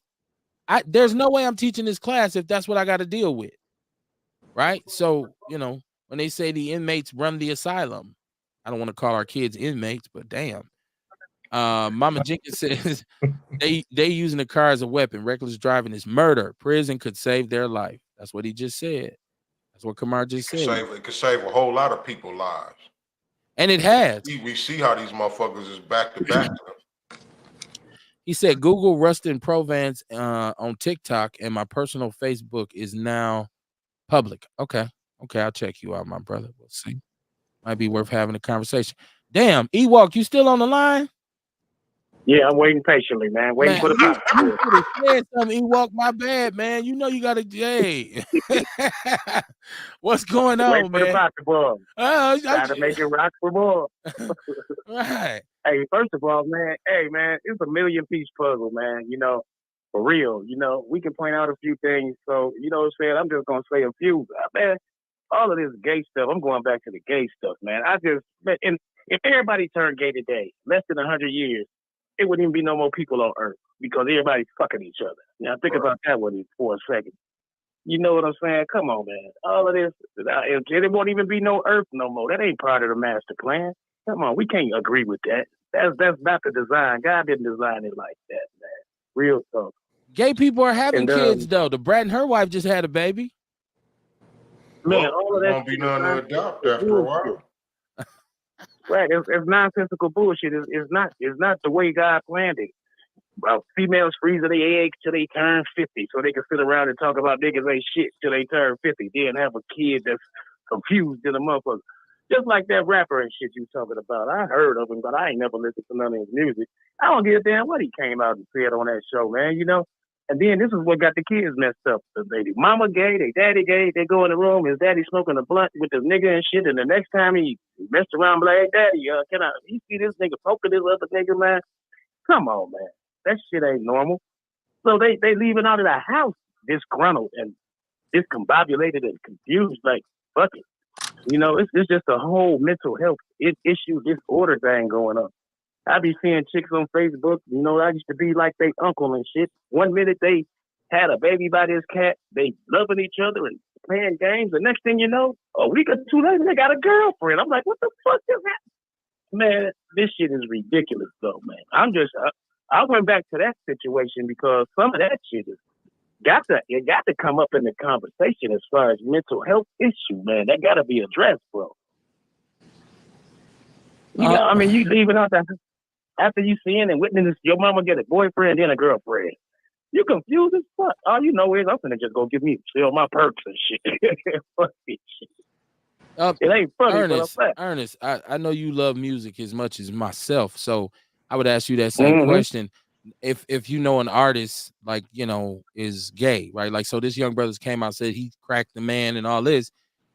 Could you still listen to the music the same if you liked it? I mean, I know you're saying that's not really a thing, but if you liked it, would you feel a certain way when you listen to it, or you'd be like, I can't listen to this no more? I still listen to Teddy P, and I know there's some stuff out there about him, but even every once in a while, I play a couple of shit. Turn them out. I so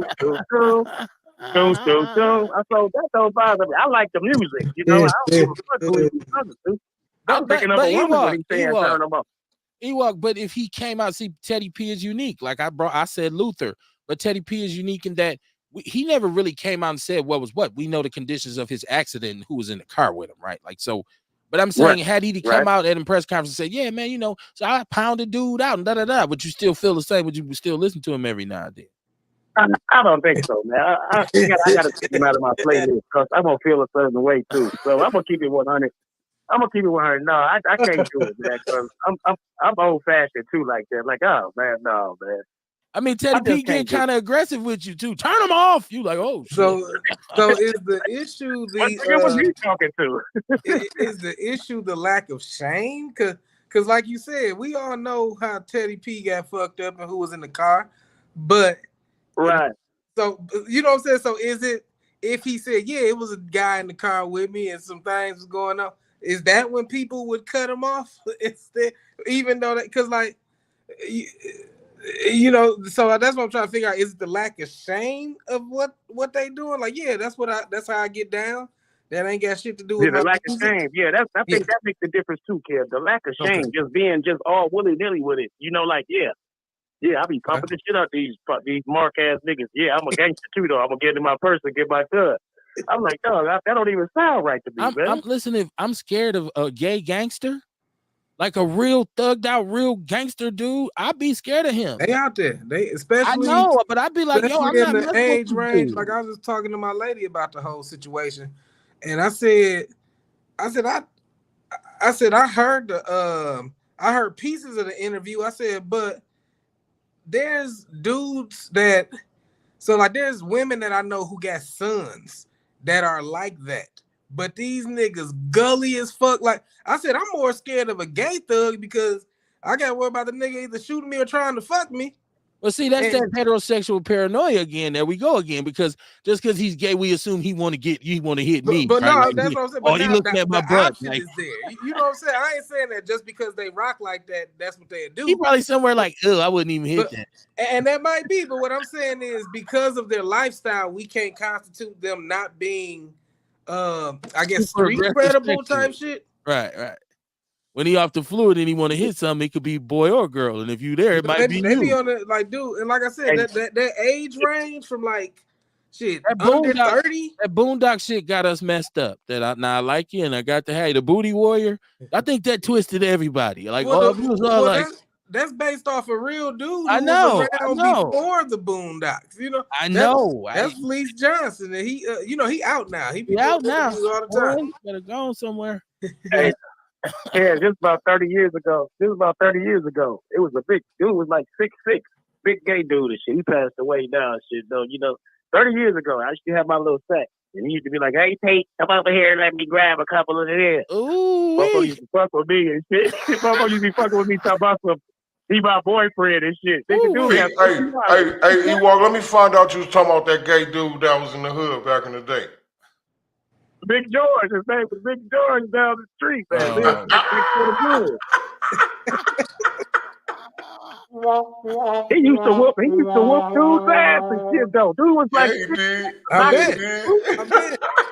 They lifestyle don't mean it's sweet. They might be sweet, but it ain't sweet. They'll fuck the shit out your motherfucking ass. You better be ready for a fight. Wait. Hold on. We in the streets though. Like, and so there's a way for me to say, bro, it's all good, but don't be playing with me like that. Like, come on, man. And that's what I used to tell him, man. Quit playing with me like that, man. All right, for real, man. You know I'm just messing with you. Yeah, that ain't don't cool, give me 5 of them. All right, here, man. Give me my $50 so I can get the fuck up out of here. I can honestly say this. There was some gay dudes in our hood, plural, but they didn't play with cats like that. I think it would have been a real problem. I think somebody over in that whole area would have.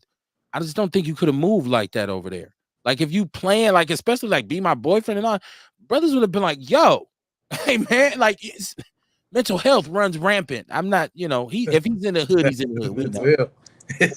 I'm just saying, it's a lot of other sick dudes too, right? Like, man, stop playing with. And some dudes may be traumatized from something that happened in their past. So it's like, dog, don't play with me like that. So that's crazy. Got them in the prison, used to beat up motherfuckers in prison and shit and everything. Man, I told you he was like 6'6", 240, 250 pounds and shit, man. Shit, he wasn't no little motherfucker. He just was. Everybody call him Gay George. Come over here and let me grab. Let me grab a couple of them rocks. What rocks you talking about? Oh my God, no! I got you, man. This 30 years ago, man. Oh my God. But still. Oh my God. Did he used to Kamar? Did you ever Kamar? You knew this dude, right? Did he do the same thing to you? Nah. Like, hey, Kamar. he was more so. He used to rock with they block. He used to come over there to they block and get stuff from them more so than us. Okay. But we all knew him. Everybody knew each other. But when they wasn't around, hold on, I'm starting some shit. But when they wasn't around, did he then come to y'all in and be like, "Hey, Kamar, let me get one of them rocks"? So it's like, oh, hey, bull. Cam on that bullshit, K-Bull. It was all business when he came to our block. Yeah, his money spent like anybody else's shit. Yeah. Hey, bull. Yeah, we got the money though. Cam on that bullshit. I do be on some bullshit. I do. Yeah, fuck. I'm out of here. All right, man. All right, man. Hey, y'all ever watch? Y'all fuck with Ali Sadiq? The comedian. Yeah. I'm familiar with him. I can't say. You never watched this shit? I have. I've heard a lot about it. I've never watched. I want y'all to. I'm gonna send it to y'all because, like, I ain't never been in the game like that. Because I was too young when like crack was prolific and shit. Okay. But he talk about how he was in the dope gang, and there used to be a gay dude in his block that put him up on the whole apartment complex to where he was like, "Here, come wait by the pool." He said he came back with a bunch of motherfuckers and they was paying. Yeah. I don't doubt that. Hey, I remember when I was in Green Bay, right? When I first started going up to Green Bay, I was messing with this girl up there, and her and her sister used to tell me, like, "Come up here, you know what I mean? You get plenty of money for what you do." So I used to go up there, and then they had a cousin. She was gay, right? And she was like, "Hey, come to the gay bar with me." You know what I mean? Uh-oh. And I got everybody. Listen, I went. And man, listen, I made a bank in that motherfucker. I went and sat in the dark corner, you know what I'm saying? I ain't drink shit. You know? And she just kept coming back and forth and had me popping all night long. I went home with a bang that night. And then I wound up with a bunch of clout from out of there, you know what I mean? So after that first couple weekends, I didn't even have to go back. Man, you a true hustler. I'd have missed that lick. I would not have gone to the gay bar. We coming for the money, man.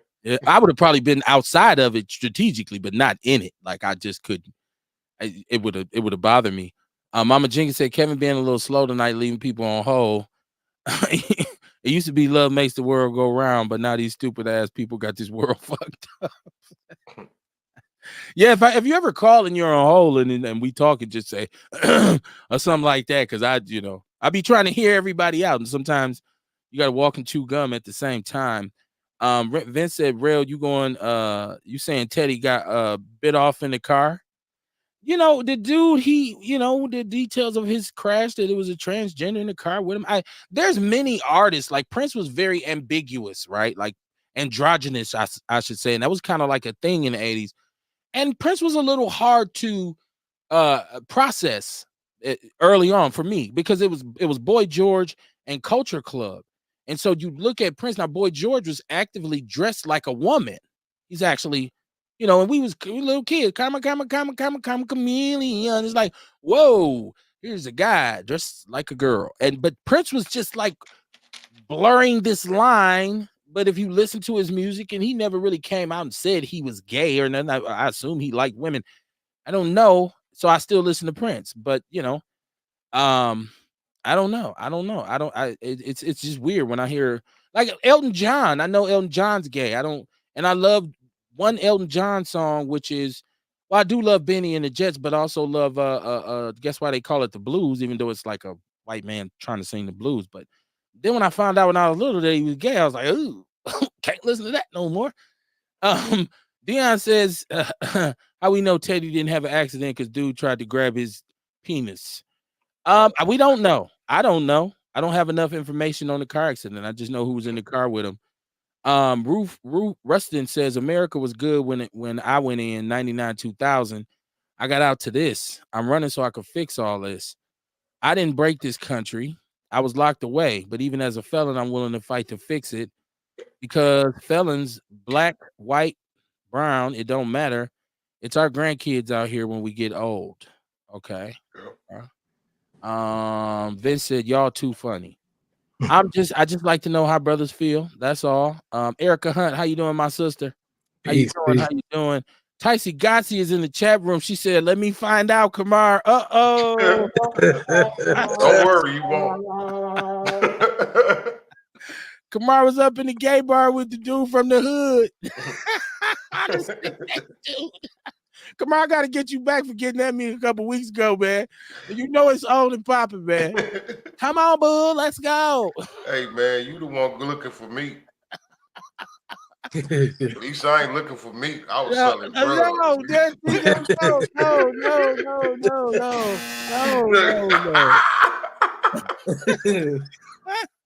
Vince Tony, Kamar said he get more stuff over there than over here. Oh, up in that gay bar, man.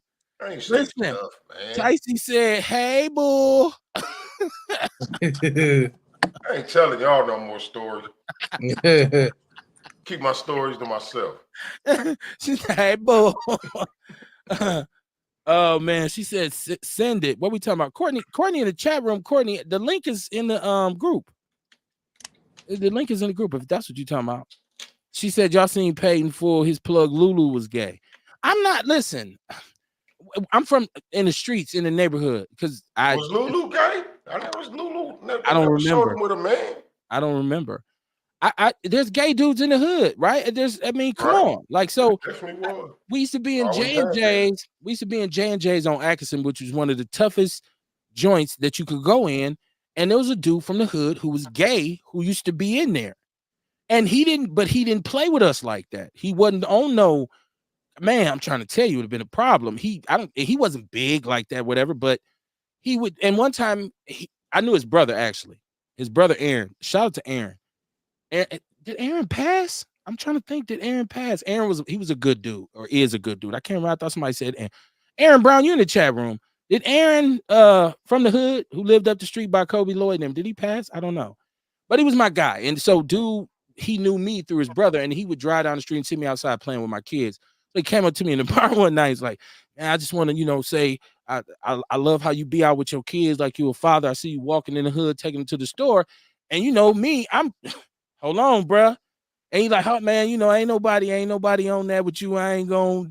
I just want to give you your props. And my brother is I know you and my brother is cool. He always talk about how good a dude you was. And I said, yeah, Aaron, that's my guy. That's my man. She like, I said he used to be like, no, he's always told me that he speak very highly of you. He always talked about how y'all used to kick it back in the days of Kobe Lloyd and Kevin Watt and all y'all. I said, yeah, man, Aaron was part of the crew, man. And so, but he backed up because he knew. And he was like, I ain't trying to be out. I said, yeah, man.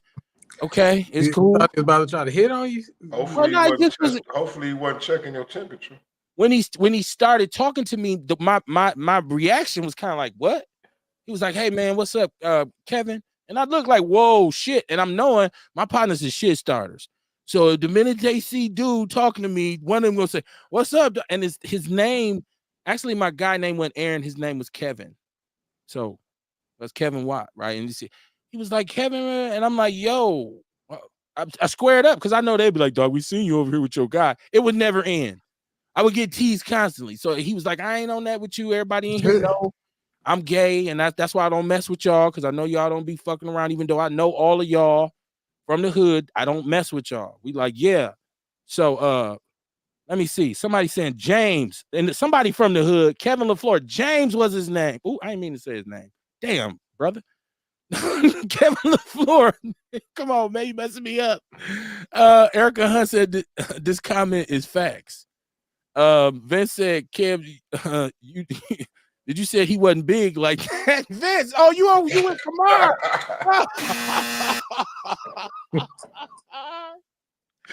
Vince, I thought we was partners, man. He said you said he wasn't big like that. Man, I'm talking about the gay dude. Kamar was talking about was 6'8". Come on, man. Y'all see, brothers, man, they'll never let you live it down.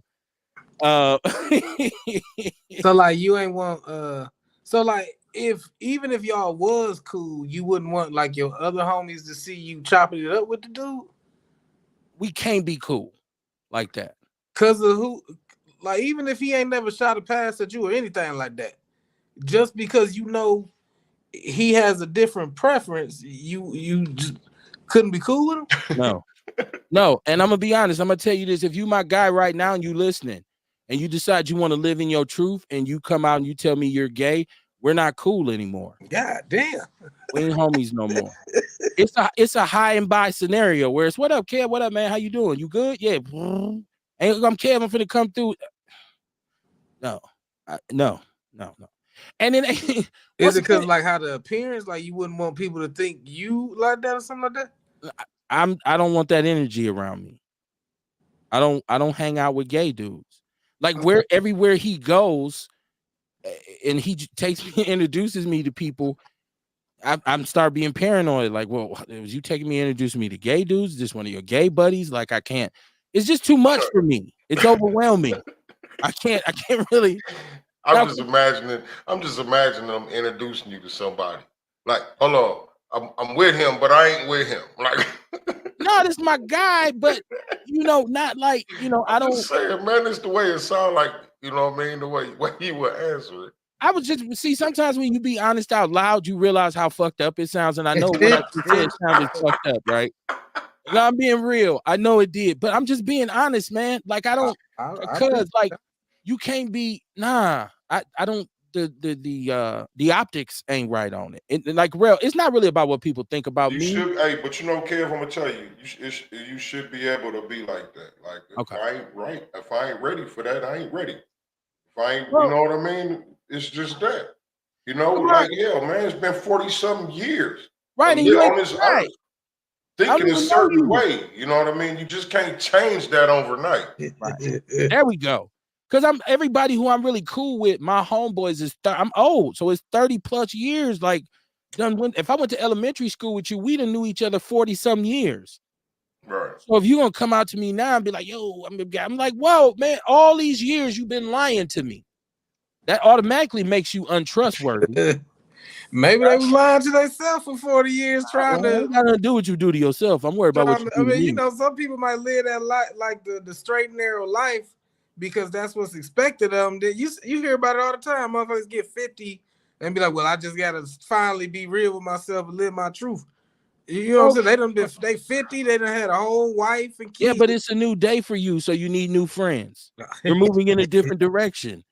You need new friends. You know, you got to go. Now, Kamar, I ain't taking all the pressure. If the homie come out to you right now, who you ride with, right, don't go to, I don't really be hanging with nobody else. You know how motherfuckers be trying to get out of question. But I don't.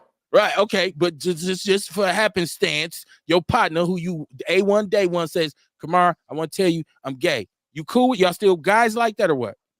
Well, I mean, he'll still be my friend, but I mean, really, I just can't see nothing that I would do with anybody too much. You know what I mean? Like, I don't hang around nobody too much. Right. Well, my lady, that's it. That's the only person I be around a lot. So that's me fine. in my life, you know what I mean? Like I said, it'd still be my friend. I doubt if we would be kicking it even harder. You know what I'm saying? Like, so check this out. I out. don't make no effort right now Hold on. with people. Here's the thing. Me and you, we've known each other for a very long time, right? And we don't hang out together every day, right? Right. But we cool. Well, I can say that's my homeboy. Right. And if I say, Kamar, I got some business in Chicago, man, that could help, you know, that I need to go with, and I need somebody to ride with me. You free? You say, yeah, I come pick you up. You gonna ride to Chicago with me, correct? Right. But if this dude is the gay dude, and y'all hang out every day, but y'all didn't know each other for a long time, and he say, Kamar, you want to ride to Chicago with me? Is you still going? Because I'm not going. I would have to ask where we going and what we going Chicago. Like, you ain't finna have me in some gay shit down here. You know what I mean? Like, I'm being honest too. Like, I would ask, like, what we going to do? You know what I'm saying? Now, I wouldn't have a problem going because I know me. You know what I'm saying? Right. I'm not going. Yeah, I wouldn't have a problem going. I'm not riding to Chicago. But I would just want to know what we going for. Our freeway days are over. Aaron Brown, Boy George was not a woman. He's a man. What are you talking about? He walks laughing at us. He said, I don't remember Lulu being gay. Mama Jenkins said, Aaron the hairdresser. Listen, we all got a gay person in our family. I'm not, come on, man. I know I'm based on reality. I'm just saying in my personal circle, I would prefer none of my friends be out of the closet gay men. Right?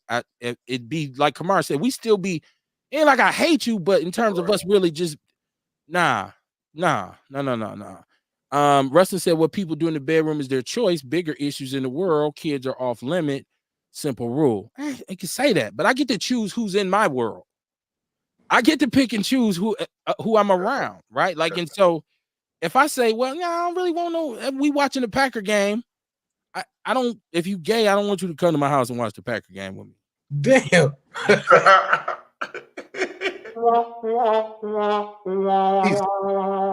No, we're cool. Like the next day we could talk about it. You say, okay, you see the game?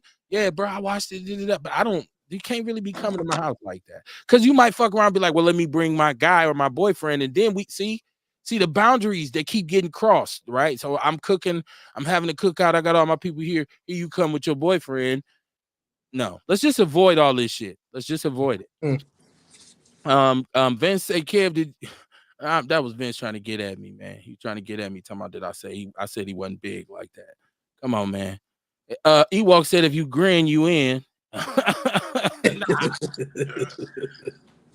She said, right, really, Ja. She's agreeing with you. Kev said, no. Listen, once again, I'm not. I think the difference between myself and everybody else is I'm honest about who I am, right? Like I don't have a problem with gay people. And people say, well, how could you say that if you say your own friend, longtime friend, say he's gay and you wouldn't hang with him no more? I say that because I know me. And I know even if I tried to, eventually it would be a problem. We would get into it about something. And so I just save myself the trouble. That's all. Because now you're gonna start living your life differently. It ain't just that you out now and everything is back to normal. Now you can expose me to all your truths. You know what I'm saying? Like now you say I've been in a relationship for 5 years and you never know. You've been with a dude 5 years, bro. You didn't hit my blunt. You didn't hit my 40. Like I can't even. No, man. You can't. What cup you drink out of, man?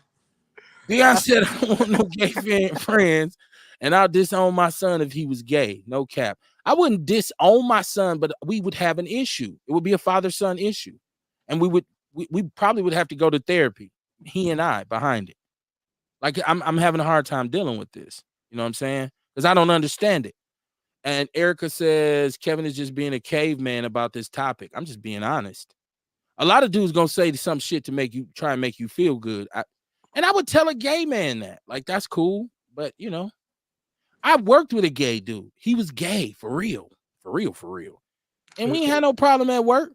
But when me and a couple of other homies I work with, Kev, man, let's go grab a drink afterwards. He didn't come with us. He wasn't invited.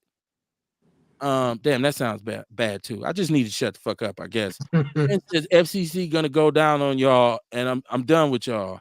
Well, see, now Vince, you on some diddler material talking about FCC gonna go down on somebody. Ewok says tell Courtney to bring her ass on. Rustin said, all I keep thinking is add alcohol to this situation and sit back and be a fly on the wall. Yeah. Well, I depend on which situation we talking about. Not me and the gay homie drunk, because we ain't gonna even do that. That's another thing.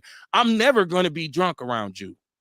I'm never gonna be high around you. I gotta be on my P's and Q's when I'm around you, right? Like, so I don't even want you sitting behind me in the car. Vince says Kamar said we ain't kicking it harder. Right. Vince is on everybody ass tonight. All right. See, I missed that one. Hey, question: if your homeboy got married, you wouldn't attend the wedding to another man? Absolutely. Nah, Absolutely I probably wouldn't do that. No, I'm not gonna do that. Congratulations, though. But no, Rail, you go. I'm assuming if he said, you know. In this point in my life, I'm not sure. I know real shit back when I was heavy in the church and stuff like that. I got a homie who is a woman, but she married a woman. She invited me to her wedding, and you know, I just respectfully told her, you know, that's a lifestyle that was contrary to my beliefs at the time. Now that I no longer, you know, believe that shit, it depends how cool we are. You know what I'm saying? If this is a friend that I would support, if they was like me, I'm antisocial and I don't like leaving the house. So I got a slew of straight friends that don't see me, you know, but if I fucks with you, I fucks with you. So if this was a person that, I guess what I'm saying is their sexuality wouldn't change how I treat them. So if I was going to go to the wedding, if they was marrying a chick, I would, I guess, go to support their union and their happiness. You know what I'm saying? Because I don't care. As long as they ain't shooting the pass at me, you know what I'm saying? They respect my boundaries and stuff like that. Live your life, man. I got a cousin I'm waiting to come out the closet. But, I mean, if he never do with me, that's cool. There's been times I told him, like, look, man, however you get down, shit. Long as you safe, happy, and healthy, I love you, do your thing. You know, but he never came out to me, so shit. But if he ever did, it'd be like, oh, okay, I was shit. I think we have to look at too, y'all. We keep using the word homeboy. We keep saying a personal friend or acquaintance. I don't like if somebody else is gay. Like I don't want people to think I'm saying a gay man can't stand in the room with me and all that. Because like I said, I work with gay people. I'm not uncomfortable around them. I'm saying my homeboy, who I've been on the turf with, who I've been on the soil with, who me and him done been through this life on the street, like how we used to get down with, you know, moving and shaking. No Diddy. But if he comes out now, and I understand if he said, well, Kev, I always had to hide it because I knew that y'all would react like this. And I would say, you were correct. You were correct. Right. I wish you hadn't told me this shit. Aaron Brown said, gay gangbanger. Yeah, well, I mean, people who really been in prison sitting here laughing at me saying, bruh, come on, man, you take your ass to prison. Some of them dudes that's gay will be done whooped your ass and took what they want. Like, I get it. I get all of that. I'm just saying, when you are really what I would define as sexually deviant, even as a heterosexual male, it's some dudes who engage in sexual behavior that I wouldn't feel comfortable around. Like, don't come around me with that shit. Like, you know, dudes who want to come, let's flip her and all that, you know, all that crazy wild shit like that. I don't, bro. Oh man, go ahead and do that over there. So she said it's messed up. Let me see. He said football son gay. What you talking about, Aaron? Who is football son gay? I don't know what that means. I think he made a typo. Ewok said, I still got my $50, gay or not. Yeah, you did your thing. Did your thing, man. Kamar said he went to gay club and did his. Shout out to y'all, man. Shout out to y'all. Bose, I see you, cousin Carl Pfeiffer. He said on the real.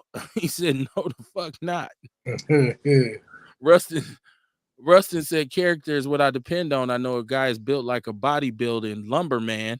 Ask him one day, bro, you can have all these women. Why men? His answer was short and understanding. No back wall or hospital visit. I understood. No back wall or hospital visit. He said he understood. Didn't need to say more. Go do your thing. Still a cool guy in my book. I'm sure he's a very good guy.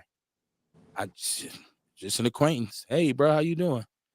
Carl said, I just gotta die. You're not taking shit from me. Hey, that's how serious. See, that's how serious this is. You understand what I'm saying? So I think gay people have to be a little patient with us and say we don't understand it. We don't. Like you can't expect me to really grasp it, right? Like I don't expect you to understand. You feel me? Like if I say, we say, well, why you like women? I say, if you don't understand, I don't really know how to explain it to you. You know, so they got to just not stop assuming that it's just like, oh, okay, whatever. It's like, whoa, what the fuck? You just kissed another dude. Or you just do like, that's what I'm saying. The tone of this conversation with this young rapper, he was just like, yo, man, I was cracking, dude. Like, and the dudes in the background was just like, oh, that makes it so much better. And I was just like, no, it doesn't. I'm uncomfortable. And we did a show called Uncomfortable. Erica Hunt said, are you talking about your homeboy who you played tackle football? Listen, I did play football with a lot of dudes, and I would be more upset if I had a teammate come out and tell me that and say that he was gay. For real. I would really be really upset with him. Like, yo, and I would be off him too. And my teammates, and whether I played in mostly college, but my high school teammates that I had love for, my college teammates, we are brothers because we lived and existed and grew up together. So those is my brothers. But if one of them came out, and I think he would understand, like you think about that group that he was with, he'd be like, yeah, I can see how some of these motherfuckers would go crazy on me. Because it was wild dudes. Now, if you was up in there the whole time, you know, looking at stuff, I'm mad now. Like, dude, oh, for real? I trusted you, dog. Like, oh, maybe we talking about this topic too long. Let's get away. I can see your emoji in the chat room, Erica. She's laughing her ass off at me. I just tell the truth that other people won't, and I don't think it's. I think that's what white people are talking about with woke. Like I kind of feel them on that, saying, why can't we just all, like, if you respect his right to live his truth, but you don't respect my right to live mine? Like he can say or do whatever he wants to do, then why can't I? If he can say this is what I like, why can't I say, well, I don't like that? Understand what I'm saying? Like, why would I be judged because I said that? People say, oh, Kevin, that's horrible. Why? Because that's how I really onions feel. Either. Shit. Right. Don't nobody ask why. Right. Well, yeah. It's okay. If you don't like something, it's okay. It is okay. It don't mean that I hate you. Because I don't concern myself with a lot of people and things. Because I be so focused on living my life. So I'm not really worried about what you do per se in the bedroom. But when it gets to you telling me what I can't say or do, then I have an issue. You know, I'm trying to clean this shit up as best I can. I think I done fucked it up. My cousin Carl said, why I gotta accept you and you don't accept yourself? Right. That's that quote that says, transgender people, why are you mad at me for not accepting you for who you are when you couldn't accept who you are? Right. I said, damn, that's cold-blooded. That's cold. My son said, that's tough. Rustin said, it's okay. I hope so, man. I hope so, because, you know, variety is the spice of life, man. And I ain't stupid enough to watch. I believe some people are born gay. I really do. Because we all know a brother or a sister who was super butch from the time we were little kids or super feminine. And you just knew, like, man, dudes, you know. So it is what it is. It's all about personal preferences. Erica Hunt said, I feel the same way about trans who still dates women. Kevin, we feel this way out of protection. Maybe that's what it is. I just want, the more people are honest with themselves.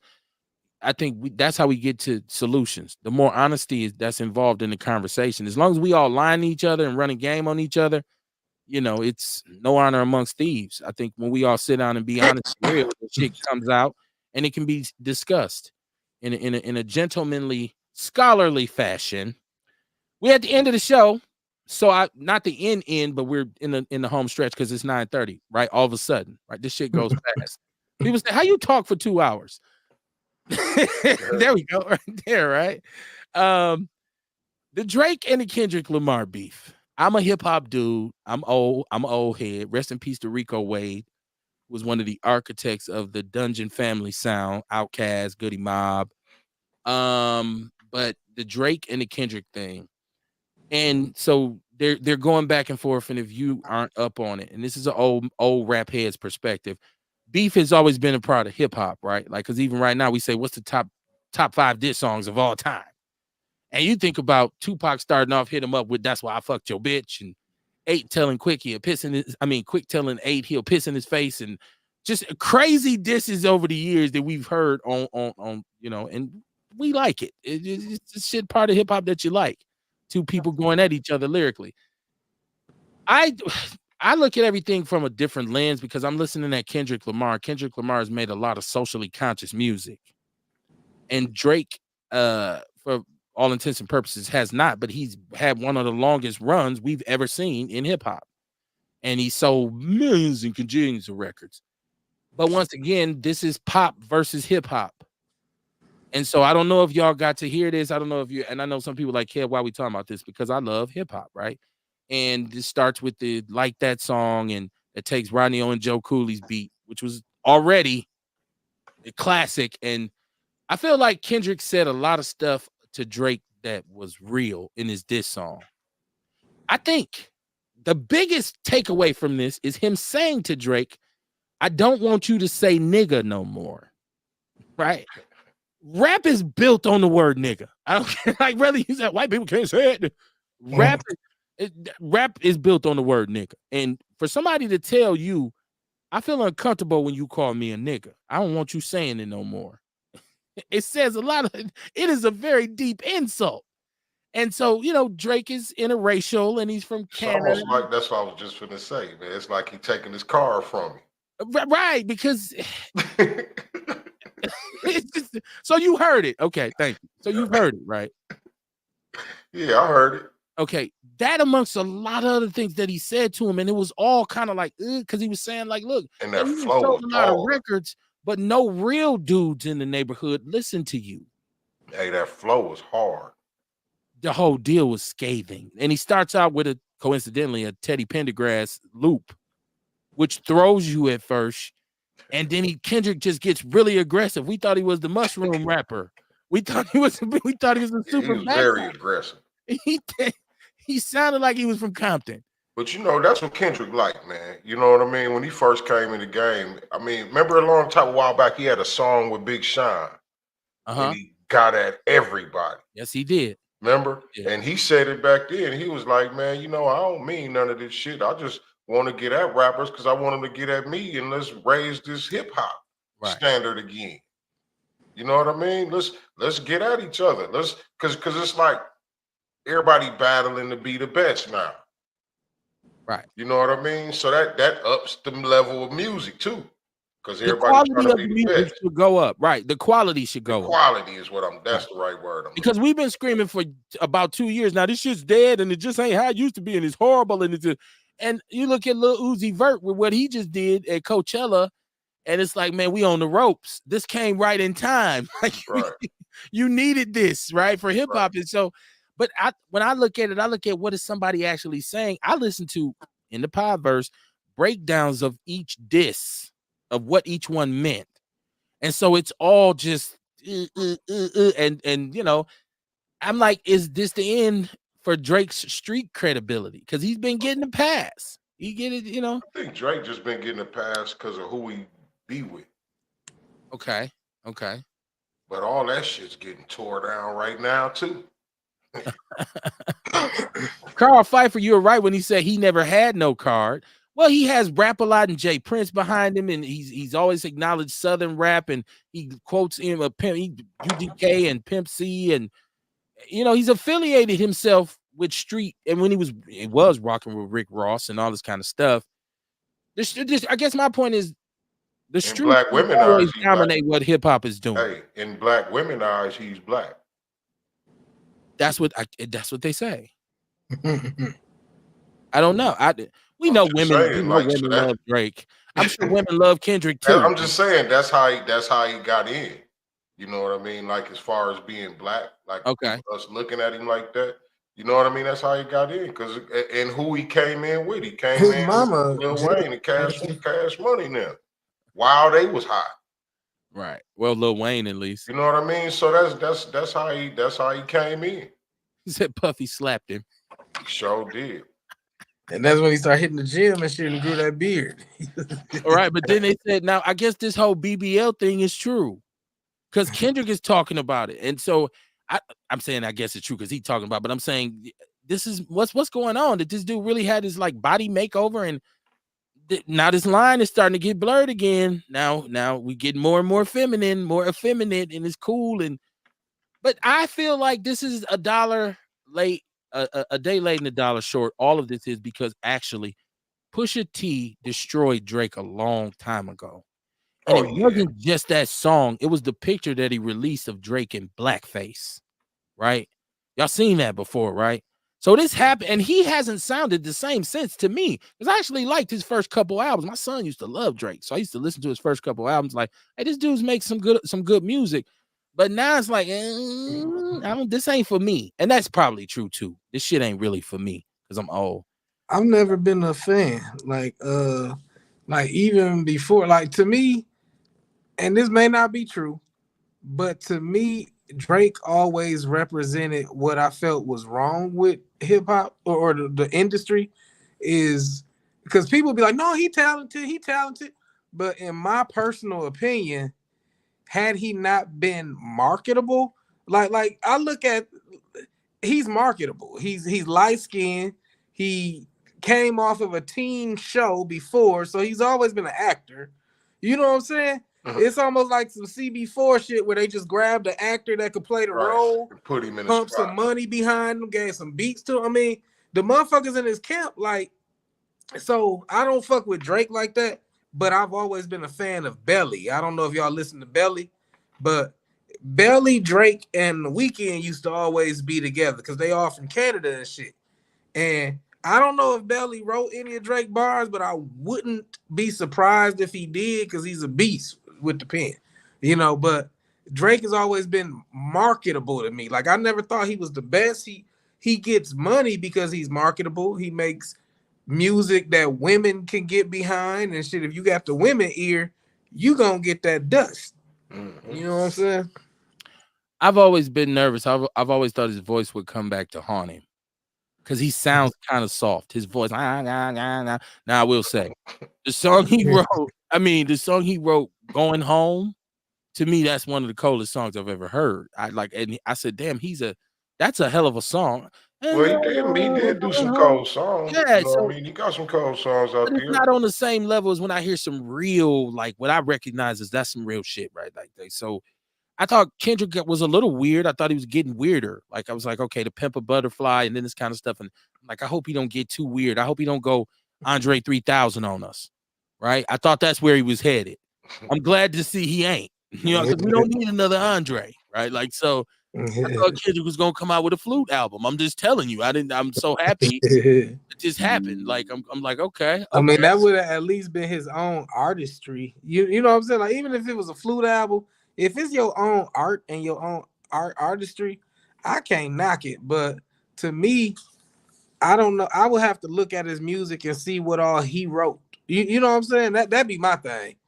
Well, I ain't mad at a lot of great singers for not writing their best songs, so I can't necessarily be mad at a rapper. But singers don't say they the best. They don't. That's common. That's common with singers, though. Right, and singers don't say they the best. But when you cocky and saying, when you rap like you the best, cocky and shit, I need that to all be yours. Okay. Right. He says, Bo says, who let another man put their hands on him? He was saying, yes, sir. And he says he's mixed. Well, yeah, he's biracial. I said interracial. He's biracial. I think ain't his mama Jewish? Yeah, they say he's Jewish. Like, yeah, by Jewish law, he would be Jewish because it's your mother's bloodline. Right. So she said after he dropped God's plans, he set the bar too high for himself. I think most artists get what they call a magnum opus, like it's their best. It's what they peak. And is that what it's called? Just when they just at their peak of their game. Where they just can everything else, nothing else that they ever do will come close to it. I don't know if I said the right word. Carl Pfeiffer said, "Rap a lot, pimp Drake." Well, yeah, I'm not gonna say yeah. I say yeah, like I knew. I don't know what the agreements are. Supposedly that's who discovered him, though. Was he on Young Money? Like, was he on Cash Money before? He was on Young Money, but the story goes that James Prince's son actually discovered him and was managing him, and he was under their management, and he signed with Lil Wayne. I don't know the inside. That's what I hear. Yeah. Okay, I could dig that because I remember back when they got him, like it was a lot of labels trying to get to him. Yeah. Said, did Drake actually write it? That's a part of skill that never goes unnoticed. Right. And he do got writers. That's known. Yeah. Well, yeah, we know. Got some writers. What was that one dude name? It was a weird ass name. He had a song. He's one long ass word. I forgot his name. He's a ghostwriter? Yeah, he wrote his shit, but then he also came out with a song and it was popular. And they said back then he was one of Drake's writers. So Drake don't write all this shit. A long ass name. I can't remember his name, man, but I do remember this story. I don't really listen to mainstream rappers. I want to say something like Maximilian or some shit. Or I can't call his name. I know what you're talking about, though. Some weird ass name. And somebody released a reference track that he had made of one of Drake's hits. So it was him actually rapping it when he, because you gotta have a reference track. Rustin says, I gotta go. Yeah, have a good night. Yeah, man. Peace. Love you, man. Good luck on your campaign. I'm gonna check out your actual factuals. See if we need to have a conversation because I'm always looking for the right person to put in the right place. But the double standard is, and this is hip hop fans being kind of assholes, is that we love Eazy-E, but Ice Cube wrote his rhymes. Right. Ice Cube and Ren, but we still love Eazy though. And so, I don't Easy voice, but I ain't about to say Eazy was a great rapper because, like, I see that. I guess it'd be the semantics of what you say when you refer to him. I like Eazy-E because of his voice. I wouldn't be like, man, Eazy-E be spitting because, again, like you said, that was Ren and Q. Honestly, my favorite was Eazy voice. My favorite was Ren. Like when it came down to actual rapping, I like Ren. I think more people respect Eazy for his position and being a pivotal factor in bringing NWA to the world and kind of bringing that sound that kind of changed the game. So, but he had writers though. I'm just right. But so he get his credit in different areas. He get his credit for he had a rapping voice, and he was actually kind of street credible. He was the gangster of the group. Street credible. Yeah, he was the gangster of the group and had a voice. People idolize Beyonce. She don't write all her shit. She's the female Drake to me. That's why I said most R&B singers are like that. You got some, and that you could tell the difference. You know what I mean? Like the Chris Browns, the R. Kelly, the Usher. She's you know what I'm saying? And then even them, they still even use writers too. But you know what I mean? You know a difference. When you hear their music, you could tell that was them. Like, remember The Dream? It was always that, so you knew he wrote that shit because he put it in the motherfucker. Ella. You know what I mean? Hell of a writer too at one point. So a lot of the time you could tell when certain singers are writers also. Erica Hunt in the chat room says some people got great stage performances and some are just great writers. Right. You're the best of all times if you do both. Well, Michael Jackson didn't write per se, and Prince did. Right. So. And Prince played plenty instruments. So when they talk about the who was better, they both I love both of them, but I would always give it to Prince because he wrote his shit and he played shit. He used to play the drums for Sheila E. Like, you know what I'm saying? Well, we made shout out to KD, the rapper, who was on the show when he didn't even know that, because he remade Gigolos Get Lonely too. He didn't know that Prince wrote and produced all the Times music except for the last album. Yeah. Hey, under a Morris different Day. name, Jamie K. That was his Starr. group. And it's funny because on Purple Rain, like he led everybody to believe that they was against each other just watching Purple Rain. They all worked for him. Right. He gave Morris Day his persona, like that like pimp shit and having Jerome hold the mirror. Like back in the day, you'll see Jerome was holding the mirror for Prince on some of the performances. So he gave Morris Day his persona, wrote for the Time, wrote for Maserati. You remember Maserati? He gave Maserati Kiss initially, and there's a version on YouTube of it. There's a version on YouTube of them singing it. He took it back and remade it, and that it became the hit. But he was giving that song to them. You can hear it. I think Mike may have been a better entertainer, and Prince was the better artist. Can you say he's a better entertainer though? Because Prince's stage show was phenomenal. And I ain't trying to take nothing from Prince's stage show either. You know what I mean? But you look at some of these shows that Mike put on. Yeah, man. Like it's all black culture. Entertaining, you know what I mean? King of pop. He the king of pop. You know what Mike gets the credit for doing it from 8 years old, like up, right? Like Prince, you know, came later, but Mike just come on, like Mike just phenomenal talent as well. But back to hip hop, I want people to, if you're really still into hip hop, some people aren't. Like I think I get it. People say, well, that's juvenile, because some people might even say, why y'all talking about that shit? And y'all to talk about the dude who got murdered in North Carolina. Okay, so whatever. All right, let me put it in your next episode. I'm just watching it, and I have, because I be chilling a lot. I listen to music. I listen to music a lot, and if it's something new that's coming down or something old, I'm listening to it. I'm listening to R&B. I'm trying to find somebody who still plays instruments. I love instruments like funk music. I'm trying to find who's the next great funk player. Who's like Jasmine Sullivan. I rock with Jasmine because she writes. And she's got probably the best voice to me of this generation. It's open to discussion. I can never see why you idolize Beyonce and not Jasmine Sullivan. Jasmine is easily marketability, more talented. Right. She don't look like Beyonce. I'm telling you, man. And I don't have a gripe between Drake and Beyonce personally. You know what I'm saying? Like they work hard at what they do, but it's a whole machine behind them. They both lighter persuasion, so that make them a little more palatable for people who ain't black. Okay, you know what I'm saying? And then you just pump them with professionals that write for them, choreograph for them, shit like that. Like marketability is half the battle. The machine behind you matters. This is why LL Cool J was able to really destroy Kool Moe Dee, because it wasn't because the song was better, it's because Def Jam was hotter and just had more momentum, and it was just it was very Kool Moe Dee. This I'm going back now. I'm telling you, I'm a hip hop snob. This is what I do. But yeah, and I was alive. I remember just waiting on the next. Ooh, Kool Moe Dee said this. We ain't even had no Jack the Ripper on my zipper or something like that. Well, it wasn't on my zipper, but it was a song called Jack the Ripper. Right, he had a lyric referring to his zipper, but I think you know Jack the Ripper on my zipper. Yeah, I thought that was I was a kid when it came out, so I just know they was like that was actually Kool Moe, I think, who said he had Jack the Ripper and said down with my zipper. I think that's what down with my zipper. He was inviting him to his genitalia. Apparently, I don't. Damn. Okay. Nobody was around to say no Diddy back then. We didn't know. Hold on, Kool Moe. Don't put that in there. You don't say it. You know what I'm saying? Listen, I've heard a lot of ambiguously gay lyrics throughout the years in gangster rap. Do you ever watch Cam and Mace?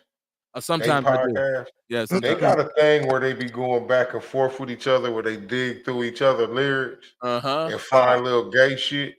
For real? And on the show, they come and throw it back at each other. Like, I think it's called "What Was You Saying" or some shit. Yeah. I know exactly what you're saying.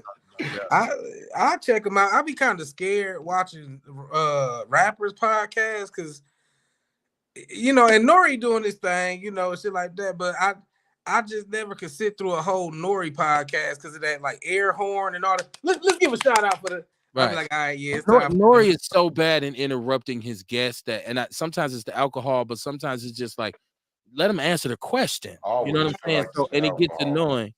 So that's why, like, I seen Mason Cam, but I was like, oh, another rapper with a Mason podcast. Cam are hilarious. Oh yeah. For a they minute, funny as Gillo shit. and Wally was Gilly and Wallow was funny to me. $1 million worth of game. But Yeah. it's kind of crazy now because I think they're getting too involved with mainstream shit. So, and I even seen Gilly talking about this shit was trash. It was corny. Talking about Kendrick's song. I'm like, dude, you done lost your ear for hip hop if you think that shit was trash, man. Oh yeah. And you was a rapper, so you should know. Erica Hunt says, y'all remember when videos played a big part in songs and hip hop nowadays? They just run together clips of reused material. Yeah, I remember we couldn't wait. We'd be lined up at the TV. Video. Did you Shit, see that new MTV video? used to have behind making the video, and then you see them behind the scenes, and then N5, 4. You'd be like, oh shit, here it comes. You know, world premiere, right? Right. You don't need to even now. You just go on YouTube. You put the name and it'd be like videos. People made videos. It'd be mixes. It'd be like, okay, whatever. So yeah, I like to see that come back though, because I did used to enjoy. I remember waiting for Michael Jackson. He was like, he premiered his video prime time. Hey, remember sometime watching a video made you appreciate the song. Yeah, you wanted to see the video. Yeah, you like the video. You know what I mean? I mean, like you sometimes you could hear the song, you know what I mean, and not really like it, but then when you see the video go to the song, you like the song now. Like that used to happen to me often. Yeah, I remember I first seen that Remember the Time video by Michael Jackson, and you seen all the black actors and shit dope. on it. That video was dope. I didn't know that was Joe Torre with Debo chasing Michael Jackson until I watched Joe Torre on that's Willie my D. favorite Mike video. Shout out to Beauty Waddington. Hey y'all are awesome. Thank you so much, Beauty. Thank you. Peace. You know what? anything after my mic thing is once he got weird and started looking like a light-skinned white girl, like I enjoyed Remember the Time a little bit, but I didn't really. You ain't like the video? I didn't like him at that point. Oh, God. At that point, and then it was just weird. Like I understand he was touching little boys, so I was just kind of on the fence. I'm just being honest. I just kind of like don't like shit. Like he's a weirdo. Like at that time, I can appreciate it now, like for what it is. Especially for having all of the black actors and that kind of thing. But I just remember at that time, like, what is dude? Like, why you look like E.T.? Like, I was just, I was jaded. You see, I've been had issues my whole life. I thought that the imagery was dope too. I just, you know how they repainting the picture of Egyptians. You know what I'm saying? So now he got Eddie Murphy black ass sitting up here. You know what I mean, on this throne or whatever. You know what I mean? Got it. The imagery, I appreciated that imagery a while. I tell you what, I was off Eddie Murphy a little bit once he got caught with the transgender. He ain't been the same since. Then he divorced his black wife and married a white girl. Like things change. People change on you. Didn't he live with Johnny Gill for a while too? Johnny Gill lived in his pool house for a very long time. I think his wife gave him an ultimatum. Listen, I've heard Johnny Gill act like a true soldier in videos and say, "Look, I'll beat a motherfucker ass if you think I'm gay." And we just talked about homo thugs, so that kind of nixes that conversation. And if that's what they was doing, fine. I'm just saying the way I look, even him marrying the white woman changed my perception of him. Like, how come you don't love us no more? What you doing, bro? Like, because Eddie Murphy was the hero when I was little. Yeah, he was. Eddie Murphy was like, I remember saying, I want to be like dude, right? You know what I'm saying? Hey, remember how he was saying he wanted the Zulu chick from Africa? Yeah. That's why he said he wanted to find a black chick, African Zulu chick on the zebra. Like an animal. He says you bring her to America, she gonna get American now. Like, fuck it. She gonna get half. When I met you, I would like to talk to you about some things. Wasn't that Umfufu? Yeah. That was her name. She said she won't have. When I met you, he was butt naked riding a zebra. Have. I want to have Eddie. What happened? What happened though? What happened? Right? Why you abandoned us? Love don't live here anymore. Dog was hilarious. He was, man. And we're gonna get out of here early tonight. I want y'all to make sure y'all know Kamar's having this event, Wellness Our Way, at the Sherman Phoenix on Saturday, starting at 10 a.m., going to 5 p.m. My son has a track meet, so I'm gonna be in there for a while. And Dion and I are gonna try to put something together just to show support and present. Kamar, you're gonna do this monthly, correct? Yeah. Because we're gonna expand what we do. because obviously I won't have any kind of commitments. But support this brother, support this brother, support this brother. Rail's gonna be there. Rail, you gonna be doing what? Teaching a snippet of emotional intelligence. I just got a shipment of books and journals, and then tomorrow, like I took off for the next 2 days just so I could be prepared. So tomorrow I got to slide down on the hemp spot, and I'm gonna see if I can get a local plug instead of having to have it shipped. So I'll be sliding down to the hemp spot tomorrow, catching my wholesale so I could be ready. Erica's saying, are the kids welcome? I'm gonna answer that, of course. Yeah. Bring them kids, man. We want the kids to be healthy. We want them to be educated. We educate the kids. We really help our future. And Fletcher will be there doing EPU, personal defense upstairs. It's gonna be a whole bunch of people. It's gonna be a dope event, man. You know what I'm saying? Kamar, you want to add to that? You want to, because we won't be back on until Saturday. So I just want to tell everybody to come out, man. Come out. The kids are welcome. You know what I'm saying? We want the kids to learn. We want the kids to learn how to protect themselves. We got the 2 yoga sessions going on at 3 o'clock and 4 o'clock. We got Real. I'm not sure exactly what time you want to go on, but you know what I mean. You gonna be at the spot tomorrow? Yep. What time? I'll be there all day. Okay, because I gotta catch this shit at 8 a.m. So I could probably just slide down there by like 10 just to get an idea of the location you want me to present in and how you want me to present. Bet that. Well, it's up to you on how you want to present, but I want to show you the space where you want to be in. Okay, for sure. Yeah. 10 a.m. Erica starts and it goes until 5. 10 a.m. and there's stuff going on all day long. You know what I'm saying? So come on down and get this information and training and meet some other holistic wellness people too. You know what I mean? Who could give you some information. We got some sisters up there that work with sisters, that specialize in sisters. You know what I mean? We got brothers that's going to help the brothers. You dig it? So come on out, man. Mama Jenkins says, learn some stuff. She said, "Is the hoodies gonna be there?" Not this time. Not this time. We moving into t-shirt season, first of all. So I have to talk with my wife about getting the t-shirts popping. But that's what I'm saying. He's gonna do it monthly, and as we expand, I'll be able to be more prepared and bring get better and better each month. Yeah, that's right. So eventually we'll have all our Outlaw Radio apparel, and Kamara and I have discussed on the show some t-shirts with some kind of slogans on them, and so that's something I got to sit down with her too and start getting some hashtags with our logos probably somewhere. I ain't gonna tell you what the design's gonna be, but Mama Jenkins, that's coming. Look, man, I appreciate all the support. I just asked that y'all share the show. It's a lot of heavy shit going on. I just sometimes I just don't want to keep beating a dead horse. We all know what's going on, man. Like, we can just talk about bad shit all the time and just stay in a state of depression. It's okay for you to take some time off, take a deep breath. People say self-love, and I think that's a broad statement. I think I like to call it self-maintenance, because I think you got to touch on each area, your physical part, your mental part, your social part, your spiritual part. So I say self-maintenance, and whatever you like find something that you like to do, whether it be books, whether it be movies, whether it be hip hop. It's about to be hot. I'm about to really, this summer, I'm going to RC until I pass out this summer. I was out there today with it. Yeah, I got new shit that ain't never been ran. I need you to send me a list, because I got a Amazon storefront, so I just need you to send me like a list of 8 RCs you can get on Amazon that I could put on my storefront, so I could have I want to have a whole Amazon shop for them to get RCs and parts to mod their shit. Okay, and it's not really, they all can be found on Amazon. It's just the types. So I can tell you which one. Yeah, I know you a connoisseur, so you can tell me the best ones and which ones not to put on there. I'm a shoot this summer. I'm gonna try to get some fish. And my wife told me, I said, I want to fish. I can't fish because of my back. She said, you can. My birthday, May 18th. It's a Saturday, and right now I'm contemplating, fishing for my birthday. So shit, if I go, I'll definitely let you know. Well, she told me you can. Like, that's one thing about your woman. When you say you can't do something, yes, you can. Especially my wife.